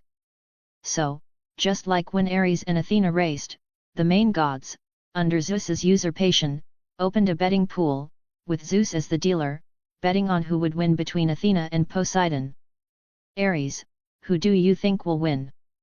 The main gods quickly placed their bets, and aside from the absent Hephaestus, Artemis, and Hestia, only Ares, the seemingly distracted god of war, remained. Hearing Zeus's question, Ares showed a somewhat displeased expression. He pouted and replied, "Hey? I'm not betting. Whoever wins, good for them." Seeing his demeanor, the main gods all looked somewhat disappointed. Zeus also frowned at his foolish son and asked, "Ares, why aren't you joining in? Everyone's having fun together, and you come in with this, how disappointing. What's the point? Athena and Poseidon down there won't fight." Ares sighed, sitting down on a cloud. "If those two started fighting on the spot, then I'd definitely bet. So that's it, you're not happy unless there's blood, are you?" Upon hearing Ares's words, the main gods realized. Then Apollo advised, "Ares, since you're already here, at least make a gesture." "All right then." Ares seemed to have listened to Apollo's advice. He thought for a moment, then threw out a longbow he had recently made. "Then I'll bet on Poseidon winning. Even if that woman Athena can win, I won't side with her." Hearing his words, the gods revealed an as expected expression. Then Zeus collected the noble phantasm-grade bow and placed it on the cloud alongside the other main gods' wagers. While the gods were opening their bets, Athena and Poseidon below quickly began their contest. Both gods displayed their divine powers, directly creating things on the earth and bestowing their creations upon the people of Athens as gifts. Seeing the competition begin, all the gods were on the clouds, eagerly watching, but Ares paid no attention to the contest. To him, the outcome of this competition was already decided. A shrewd woman like Athena could not have failed to consider the Sea King's influence. If she dared to build a city here, she must have a way to deal with the Sea King. Poseidon, rushing in recklessly without any consideration, was bound to lose. Ares, however, was calculating what would happen next. He wanted to make the Sea King, after his defeat, be in an awkward position where he had no choice but to declare war on Athena in front of all the gods. Chapter 94, Chapter 92 Sowing Discord. On the land, the contest between Poseidon and Athena had begun. Poseidon made the first move, throwing his divine trident towards the mountain wall behind the Athens plain. The divine weapon, imbued with the sea god's power, pierced the mountain wall, and immediately a clear spring burst forth. From these white waves, the neighing of steeds could be heard. A group of snow-white horses galloped out from the waves, coming before the Athenians, shaking their heads. "How about that, mortals?" After doing all this, Poseidon raised his hand, retrieved his trident, and then loudly proclaimed to the Athenians below, "This is the gift bestowed upon you by the great Poseidon. Hurry and accept my grace." As mentioned before, due to certain reasons not to be explicitly stated, horses held a divine nature in Greece. It was no exaggeration to describe a horse in Greece as worth 1,000 gold pieces. These Athenians were all poor people, how could they have ever seen such high-class livestock? Looking at the steeds, many mortals showed expressions of envy and longing. Seeing their reactions, Poseidon nodded with satisfaction. "It's my turn." Seeing the reactions of her followers, Athena stepped forward with a calm expression. She, too, mimicked Poseidon, throwing her spear. The spear flew in an arc and landed on a patch of grass outside Athens. After her spear landed, the earth was immediately imbued with divine power. Seedlings broke through the soil, growing at a visible rate into trees. The trees formed a forest, and their branches quickly bore heavy fruits, olives, which could be used for oil. These trees were directly created by Athena using the agricultural divine authority that Zeus had originally granted her from Demeter. For the Greeks, olive oil was almost a necessity of life, used in preparing various foods, medicine, and even for beauty. It was needed in all aspects of life. With this, the Athenians would no longer have to worry about their city-state being unable to trade with others, because olives were a necessity throughout the Greek world and would never lack a market. Poseidon gave a luxury for the few, while Athena gave wealth for the many. These poor people were originally Athena's followers, and now seeing their goddess produce a gift that was in no way inferior to the sea gods, they immediately sided with Athena. Anyway, with their goddess protecting them, they weren't worried about being directly destroyed by the enraged sea god. And upon seeing the expressions of the Athenians, the gods also understood. Apollo patted Ares's shoulder and said to him with a smile, "Haha, Ares, it seems you're going to lose money. Damn it, second uncle is such a noob." Ares showed a dejected expression, saying resentfully, "Can't carry, just can't carry." Having said that, he turned to Apollo and said, "Give the bow I lost to you to your sister. This bow was made for women anyway, it's too odd for you to use. Why would you make bows for women?" Apollo was a bit puzzled.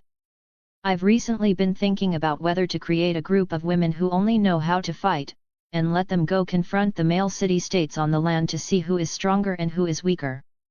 Ares unhesitatingly stated a reason that seemed absurd to other main gods but perfectly logical when applied to the god of war.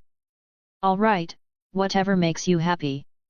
Hearing Ares's words, Apollo also felt that he really had nothing in common with him, so he somewhat awkwardly rubbed his nose and then continued to watch the competition between Poseidon and Athena below with renewed interest. Meanwhile, in the deep sea on the other side, Ares, controlling Halirotheus, found the eldest of the son of the sea god, Triton, who, besides Poseidon and the old gods, held the most power in the sea. After finding this elder brother, he immediately put forth a request for him to send troops. Send troops. Triton, who had the upper body of a muscular man and the lower body of a blue mermaid-like fish tail, looked at Halirotheus, played by Ares, with some confusion after hearing this, and asked, "Halirotheus, you haven't caused us any more trouble outside and are now trying to trick me into sending troops, have you?" "Of course it's not about me, Triton, don't you know? Athena allowed her followers to build a city by the sea, but she's unwilling to share even an iota of that city's divine authority with our father, Poseidon. Poseidon has already gone to Olympus to reason with Athena, and according to the gods' discussion, he is now competing with Athena by the sea to decide the ownership of Athens." Ares, manipulating Halirotheus, spoke eloquently. "But as you know, Zeus's side has always looked down on our oceanic divine lineage. To them, we gods of the sea are outsiders. Therefore, in the competition between Father and Athena, the king of gods will definitely favor his daughter. But our oceanic divine lineage cannot repeatedly back down before the sky gods. Otherwise, they'll truly think we sea dwellers are easy to bully. I'm asking you to send troops not for war, but to have our four seas army go together to bolster Father's momentum. What do you think?" Hearing what Halirotheus said, Triton lowered his head and thought for a moment, then called a servant and inquired about Poseidon's current whereabouts. He wasn't unwilling to help his father, after all, the son of the sea god gained prestige through their father, and they were all firm supporters of Poseidon. However, considering his brother Halirotheus usually only led Poseidon to cause trouble and womanize, Triton couldn't simply believe his words. After a while, the servant Triton had sent to inquire returned and reported to the sea god's eldest son that everything Halirotheus had said was true. So, upon learning this, Triton immediately blew his conch, summoning all the oceanic armies that followed Poseidon and were under his command, to get ready and depart for Athens, to boost Poseidon's morale. At the command of the sea god's eldest son, the four seas army immediately sprang into action. These oceanic armies naturally could not consist of humans, they were all fantastical races living in the ocean, such as mermaids, sirens, and sea demons. They all rode atop massive sea beasts obedient to the sea god's authority, wielding weapons like harpoons and tridents, and clad in excellent armor, possessing terrifying power capable of sweeping away almost any mortal army. After these armies had assembled under Triton's command, this sea god's eldest son personally led them, majestically heading towards the Bay of Athens, and Ares, controlling Halirothias, rode on a great white shark, following this grand army to Athens. Chapter 95, Chapter 93 Prince offers his head. After Poseidon and Athena respectively displayed their power and gifts to the mortals, the Athenians present slowly began to cast their votes with their actions. They ignored the magnificent white horses created by Poseidon and all walked towards the olive grove created by Athena. Seeing this scene, Poseidon's face turned ashen with rage, and he gripped his trident tightly. The Sea King was such a god, he had the ambition to be a god king, but lacked the wisdom and ability. He had previously clashed with many other main gods, attempting to seize their divine authority in their respective city-states, but all ended in failure. He blindly believed that his power and might would make these mortals tremble and kneel in submission, but he forgot that these people had been guided by Athena to build their city here, they were all loyal followers of Athena. If Athena hadn't been there, it might have been different, but with Athena standing by, these mortals would surely choose their protecting goddess over the Sea King. It seems the outcome is clear. Zeus, standing on the clouds, stroked his chin, observing the reactions of the Athenians below.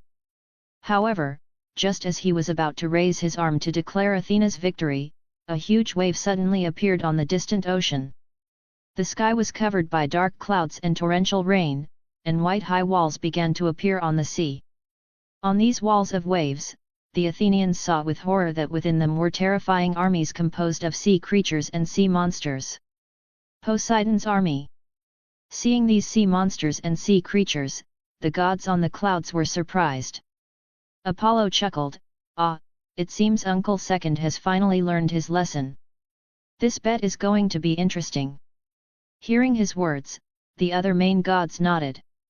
They all understood that Poseidon's army was certainly not here to threaten the gods. Although the sea creature army looked terrifying now, if Zeus on the clouds were to hurl his divine lightning into the sea, these sea creatures would instantly become a pile of dead fish.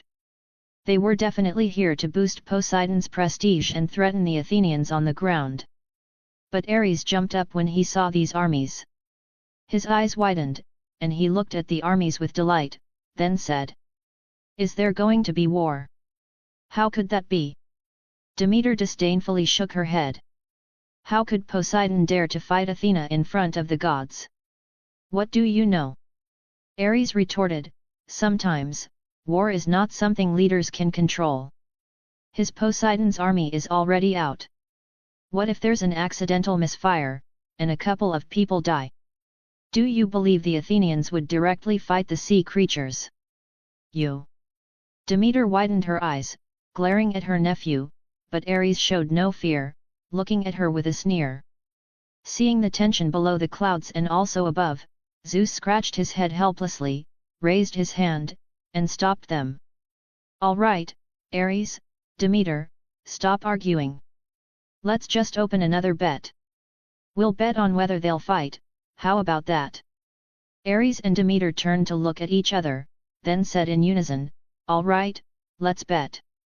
Ares directly threw out his divine artifact, the flame sword, slammed it onto the clouds, and roared, "I'll bet that Poseidon and Athena's people will fight today." "Place your bets, Demeter." "Betting with a divine artifact? Do you think I don't have one?" Demeter snorted, directly throwing out her staff. This was one of her important treasures, the Midas touch staff. As the name implies, anything touched by this long staff would turn into gold. "All right, everyone, be a witness." Zeus collected Ares's flame sword and Demeter's Midas touch staff, then clapped his hands and said, "Look, someone is coming out of the sea." The gods looked towards the sea upon hearing this and indeed saw a man, whose face bore an 8/10 resemblance to Poseidon, rising from the forefront of the waves. Beside him was a young man riding on a large great white shark. The gods recognized the man in front. He was Triton, Poseidon's eldest son, and the one who governed the Sea King's golden palace in his father's stead. The other young man, who seemed a bit frivolous, was also likely Poseidon's son. "Father!" As soon as he appeared on the sea, Triton called out to Poseidon. "We've come to help you." Seeing this group of sea creatures, Athena frowned in displeasure. She said, "Poseidon, do you intend to break the agreement?" "Ah, Goddess Athena misunderstands." Triton leaped from the waves and landed on the ground. The moment he landed, his merman-like legs transformed into human legs. Then, the sea god's eldest son walked to his father's side and said to him, "Halirotheus and I are merely here to cheer on father." "Exactly." Poseidon laughed heartily, patting his eldest son's shoulder, and then pulled Halirotheus, who had just been manipulated ashore by Ares, closer. Then he looked at the Athenians, his gaze revealing ill intent. "You must vote fairly, mind you. Think carefully, which is better, horses or olives? If you try to fool me, I might just lose my temper. Is there even a choice?" Halirotheus, controlled by Ares, walked over forcefully to the Athenians. He pushed aside these mortals and then, from who knows where, he produced an axe. Waving the axe, he approached the olive grove, then laughed at the Athenians.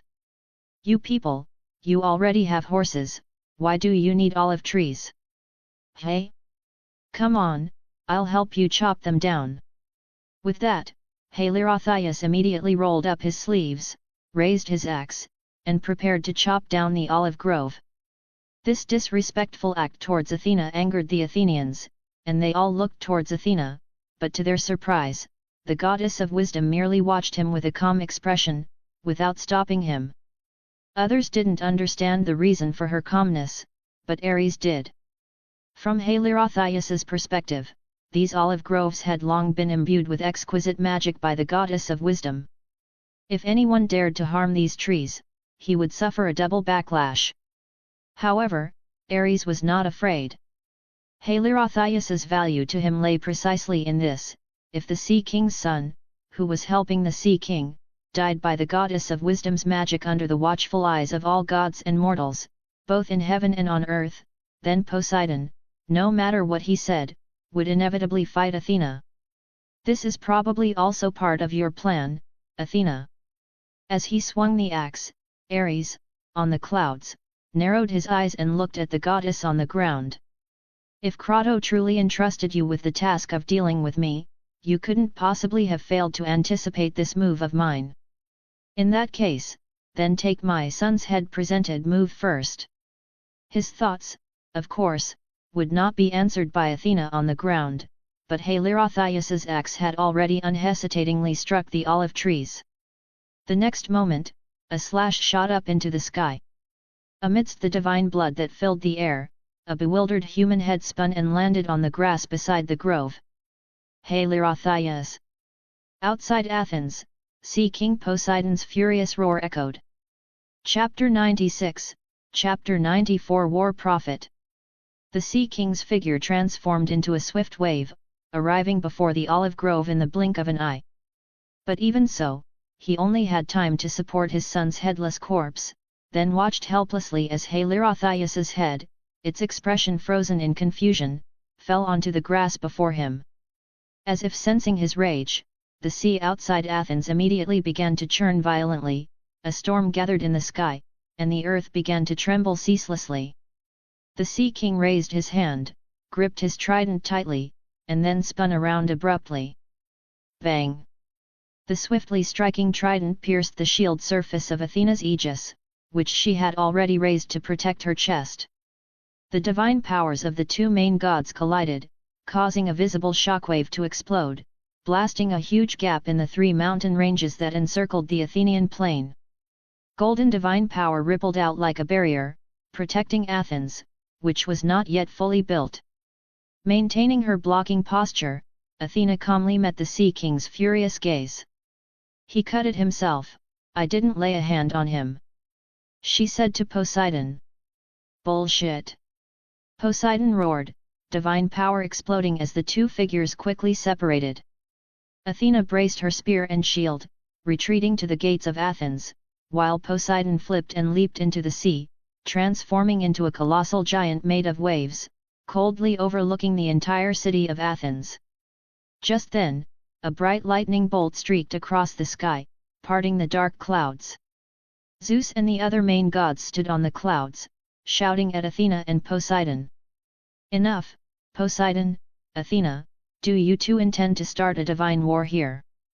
Zeus, you won't get away with favoring your daughter this time."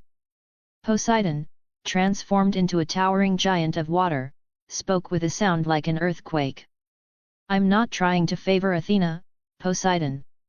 Zeus's stern face, commanding without anger, looked down at his elder brother. "Strife among the Olympus gods is forbidden, that's the rule. Have you two forgotten?"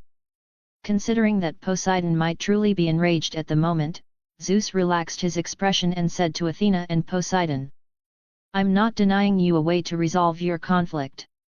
How about this, let your followers fight for you?" "All right." Poseidon reached into the sea, then pulled out his trident, as tall as a mountain. Then, he brandished the trident, pointing it at the terrified Athenians. "My army, destroy this city!" "Poseidon!" Zeus bellowed, and thunder exploded in the sky again. He lowered his voice, looking at his elder brother, and said gravely, "I said, gods are not allowed to intervene in this war." The king of gods' eyes slowly swept over the sea creatures in the waves, finally landing on the half-man, half-fish Triton, who quickly lowered his head, not daring to meet Zeus's gaze. Then, Zeus met Poseidon's eyes, and their gazes clashed fiercely in mid-air. After an unknown amount of time, the giant of water that the Sea King had transformed into collapsed, and Poseidon returned to his normal size. He air-grabbed his dead son's body, held it in his arms, and stood on the waves, staring coldly at Athena. "Just you wait, dear niece," he said. "In 1 month, Atlantis's fleet will completely destroy this city." After speaking, the Sea King paid no mind to the reactions of the gods in the sky or Athena, and directly led his army back into the deep sea. After watching Poseidon's army depart, Zeus, the king of gods, and the other main gods on the clouds breathed a sigh of relief. Only Ares stared disinterestedly at Poseidon's receding figure, muttering "coward," then he looked at Demeter and said triumphantly, "Demeter, I won this round, didn't I?" "Indeed, Ares won this time, Demeter." Zeus looked questioningly at one of his wives. "Humph, isn't it just a Midas staff? Take it," Demeter said, somewhat displeased. "Don't be angry, Demeter." Zeus handed both the flame sword and the Midas staff to Ares, while comforting his sister and wife. Although Ares won this round, he lost the other one he bet on. He bet on Poseidon's victory, but now, look at these Athenians, who among them would still vote for Poseidon? True. Demeter glanced at the fearful Athens on the ground, feeling a little relieved. For the gods, the safety of the mortals in Athens was irrelevant to them. Whether Atlantis's fleet flattened Athens or if the nascent Athens made a desperate counterattack to defeat Atlantis, for the immortal gods, it was merely a good show in their long lives. Who won or lost made no difference to them. Except for Athena.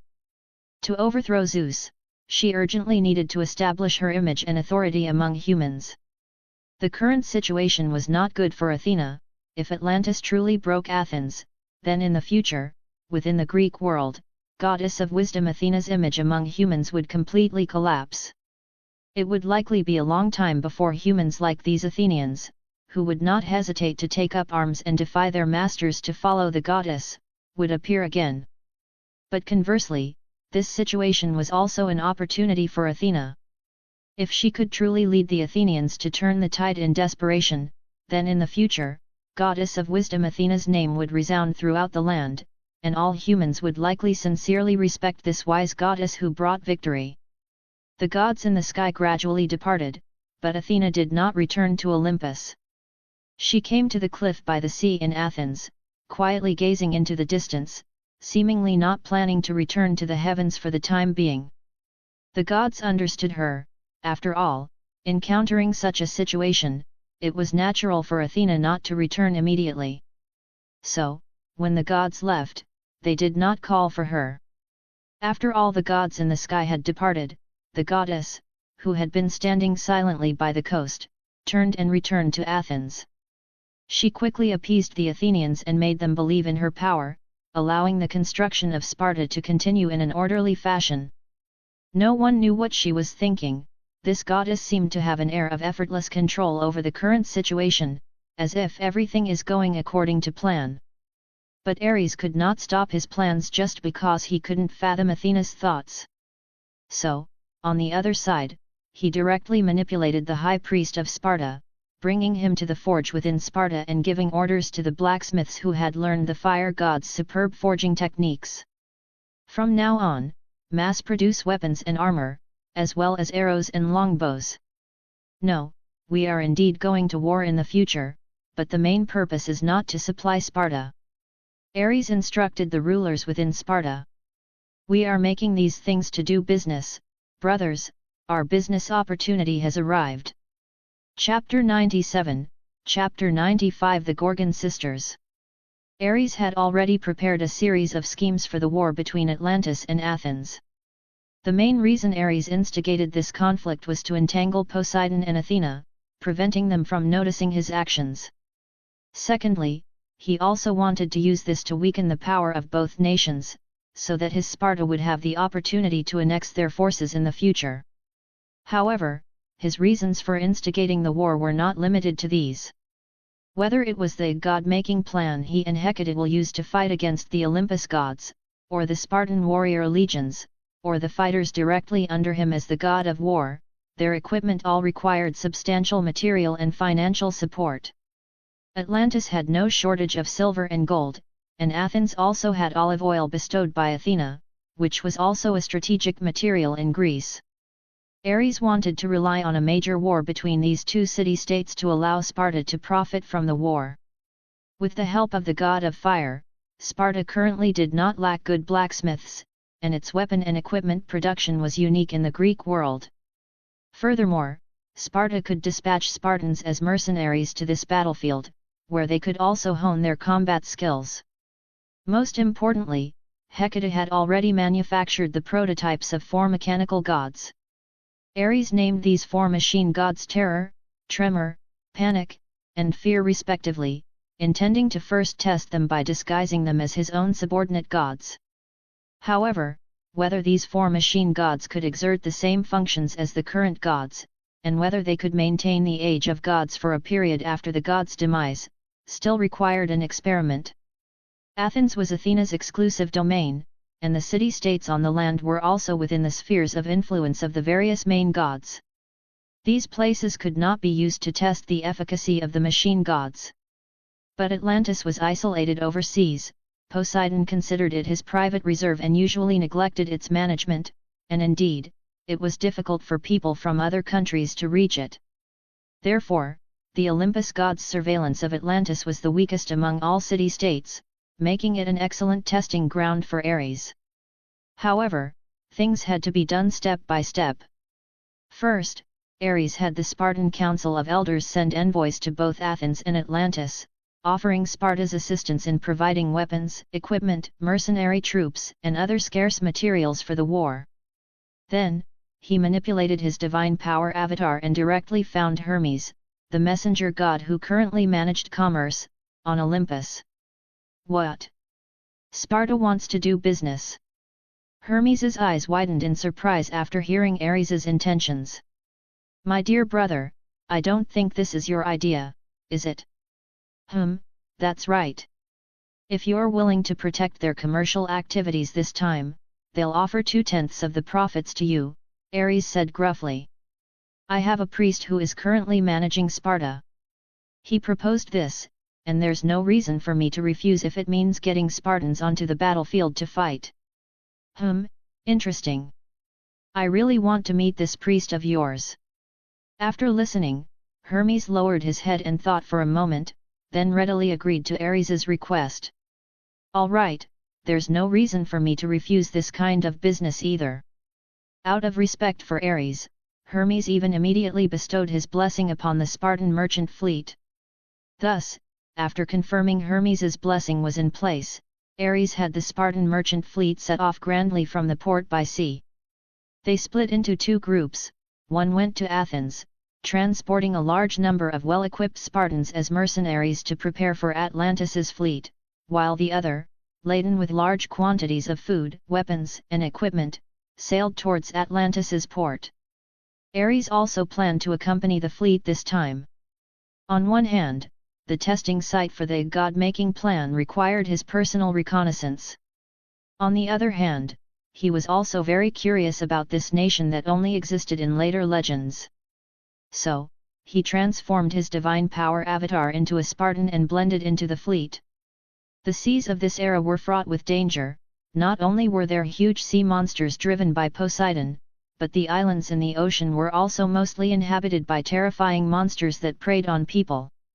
Even if some had divine blood, they mostly held no goodwill towards humans. Therefore, Ares being on the ship himself was an extra layer of insurance. If Hermes's blessing didn't work, he could step forward to support his fleet and deter any short-sighted ruffians. While Sparta's fleet was sailing towards Atlantis, in a certain area near Athens, a group of tribes called the Pelasgians lived. This tribe did not worship the Olympus gods, but rather three goddesses not affiliated with Olympus. Currently, all members of their tribe and the three goddesses lived peacefully in this secluded area, leading a life free from worldly strife. My skirt seems to have gotten shorter again.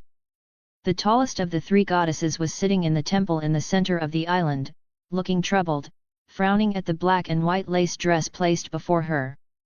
My sister's appearances have never changed, but I keep growing taller. Although she had known from birth that she was different from her two sisters who were born as goddesses, the girl still prayed that the three of them would always remain identical in appearance. That way, her two unscrupulous sisters wouldn't always bully her, dump all the housework on her, and even suck her blood. Maybe tomorrow I'll have the believers secretly help me lengthen the skirt. Medusa. Just as the girl was thinking about how to get away with it, outside the temple, two other soft, yet teasing female voices suddenly rang out. They called out, "Medusa, your underwear was stolen by a bird.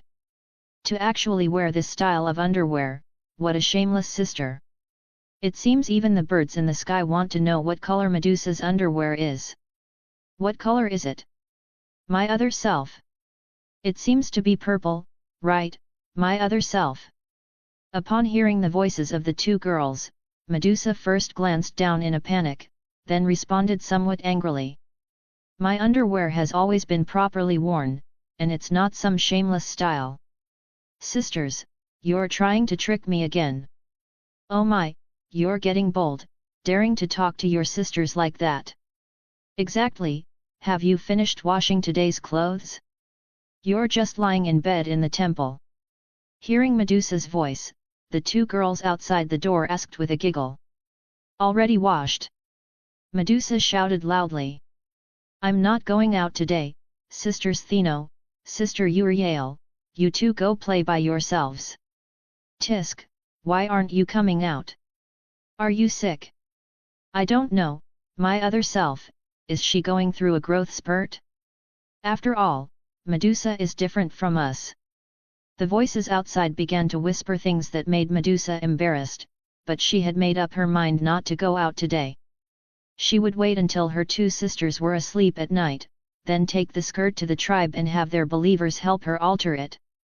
After Medusa decided to bury her head in the sand, her two sisters, Stheno and Euryale, indeed found it boring. They talked for a while, then left. According to their usual routine, Medusa guessed they had probably gone to the Pelasgian tribe to tease their believers. Feeling her two sisters' presence leave, Medusa finally relaxed. She lay on her bed, slowly pondering the skirt alteration, and soon fell into a deep sleep. Medusa! Wake up! After an unknown amount of time, Medusa was suddenly woken by a loud shout. Hearing her sister's voice, Medusa resolutely played the ostrich. She responded, "Sister, I don't feel well today." But before she could finish, she heard her sister shout in a somewhat panicked voice. "I'm not joking with you, Medusa, come out quickly, other humans are attacking our believers." Chapter 98, Chapter 96 Priest of Goddess of Wisdom. Houses were burning, and the screams of her people echoed in her ears. But the goddess was powerless to respond to the prayers of her followers. She knelt on the ground, looked up, and saw the person standing before her. Clad in battle armor, armed with a divine shield, and wearing a winged helmet, her golden hair swayed in the hot wind, as if her very presence represented victory. Athena, the goddess of Athens, one of the 12 main Olympus gods, the goddess of war, now stood before Medusa. Although the Gorgon sisters, as the children of the ocean gods Phorcys and Ceto, were even a generation older than Athena, who was a fourth-generation goddess, the disparity in their divinity was immense. Athena was the daughter of the current god king Zeus and the granddaughter of the former god king Kratos, while the parents of the Gorgon sisters were merely two of the most marginalized among the many ocean gods. Even though Medusa had fought with all her might, sword in hand, she was still no match for Athena. Medusa slowly turned her head and saw her two less combative sisters already unconscious amidst the ruins of the collapsed temple. Then, as if having made up her mind, she slowly bowed her head to the goddess of wisdom and victory. "Athena," she pleaded, "I am willing to become your subordinate god. Please spare my people, and spare my sisters." "No, the Pelasgians do not worship the Olympus gods, they have forgotten their creators and must be punished," Athena said calmly. "And as for you, the Gorgon sisters, daughters of the ocean god Phorcys and the goddess Ceto, I will arrange for you to enter Olympus and become one of us." Upon hearing this, a look of despair appeared on Medusa's face. She lowered her head and choked out a plea to Athena, "Please, I am willing to be your subordinate god. No, I am willing to be your follower. At least, please do not harm my sisters." Hearing her plea, Athena slowly removed her helmet, revealing her beautiful face that had been concealed. Her bright eyes stared at Medusa for a long time before she finally smiled.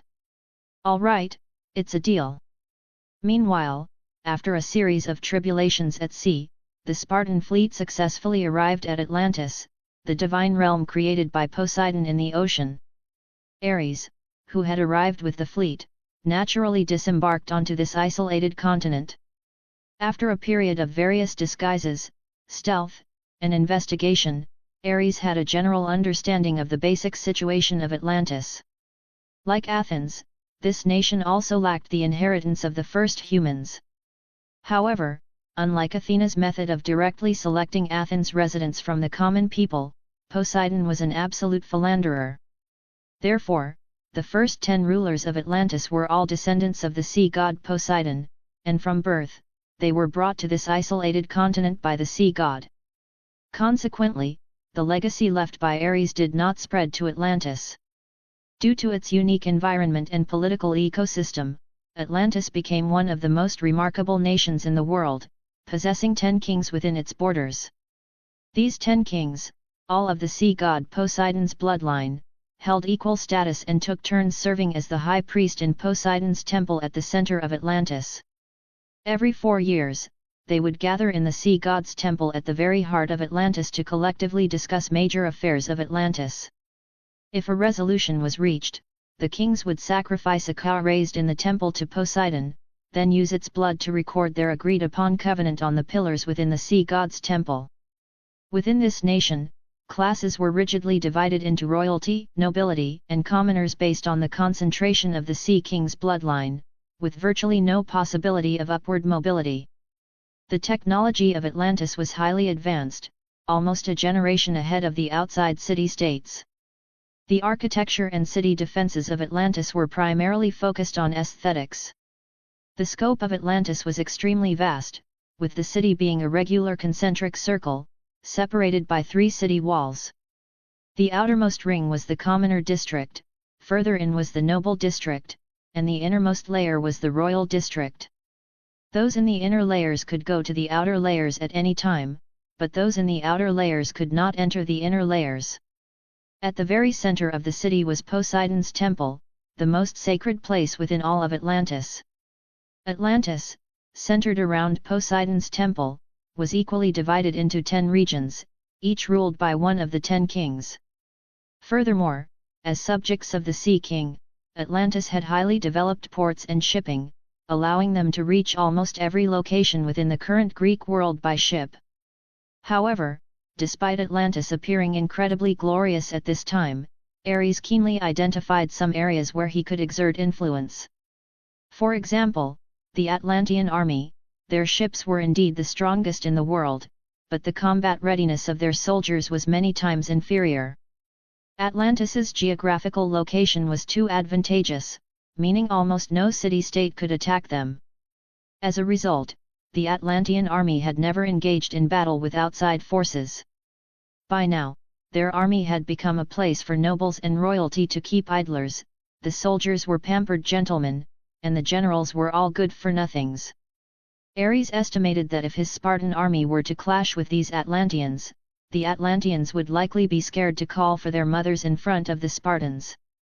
Ares had initially thought that Athena would have difficulty dealing with the Atlantean fleet, but after seeing the Atlantean army, he felt that Poseidon was nothing special after all.